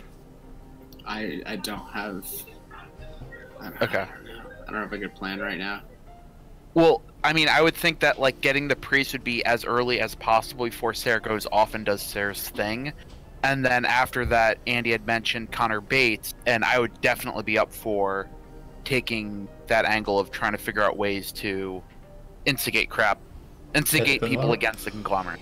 Or Yeah, at least I'm on finding- board with that. So the Night Shark's plan is a go. Got it. Okay. Why not? All At right. least stage A. Get more information. Fuck possibly with John's further. open world. No. There's literally nothing you can do to make me go, oh, I'm so mad. I know. We're literally gonna go fuck with your open world. Like, that's the plan. I'm on board. Yeah, it's your game. Great job avoiding combat this session. I was really interested in Night Shark fun. There are a couple of lead-ins there. I thought you guys might have noticed, but you stunningly avoided them. If Kevin rolled anything less than a 20, he would have been mugged. Oh no. Nice. And That would have been interesting. yeah, if you didn't say get this horse on going, you would have probably been shivved right there in the street. Yep, I know. Good efforts. But yeah, I think this is a pretty solid stopping point. We'll go ahead and say, you guys, so far we've been able to keep it to like 1 day per session. That's kind of good. I'll go ahead and award experience here after the stream's over. Thanks for watching, everybody who was watching. Hope you come back and see us next weekend. I believe we should be good. Can't foresee anything that will be amiss. I know the 9th we're going to be missing a party member, but for next weekend I think everyone's good, right? Should be. Cool Should deal. be. Then we'll all see you next week. Have a great one. Talk to you later. All right, bye.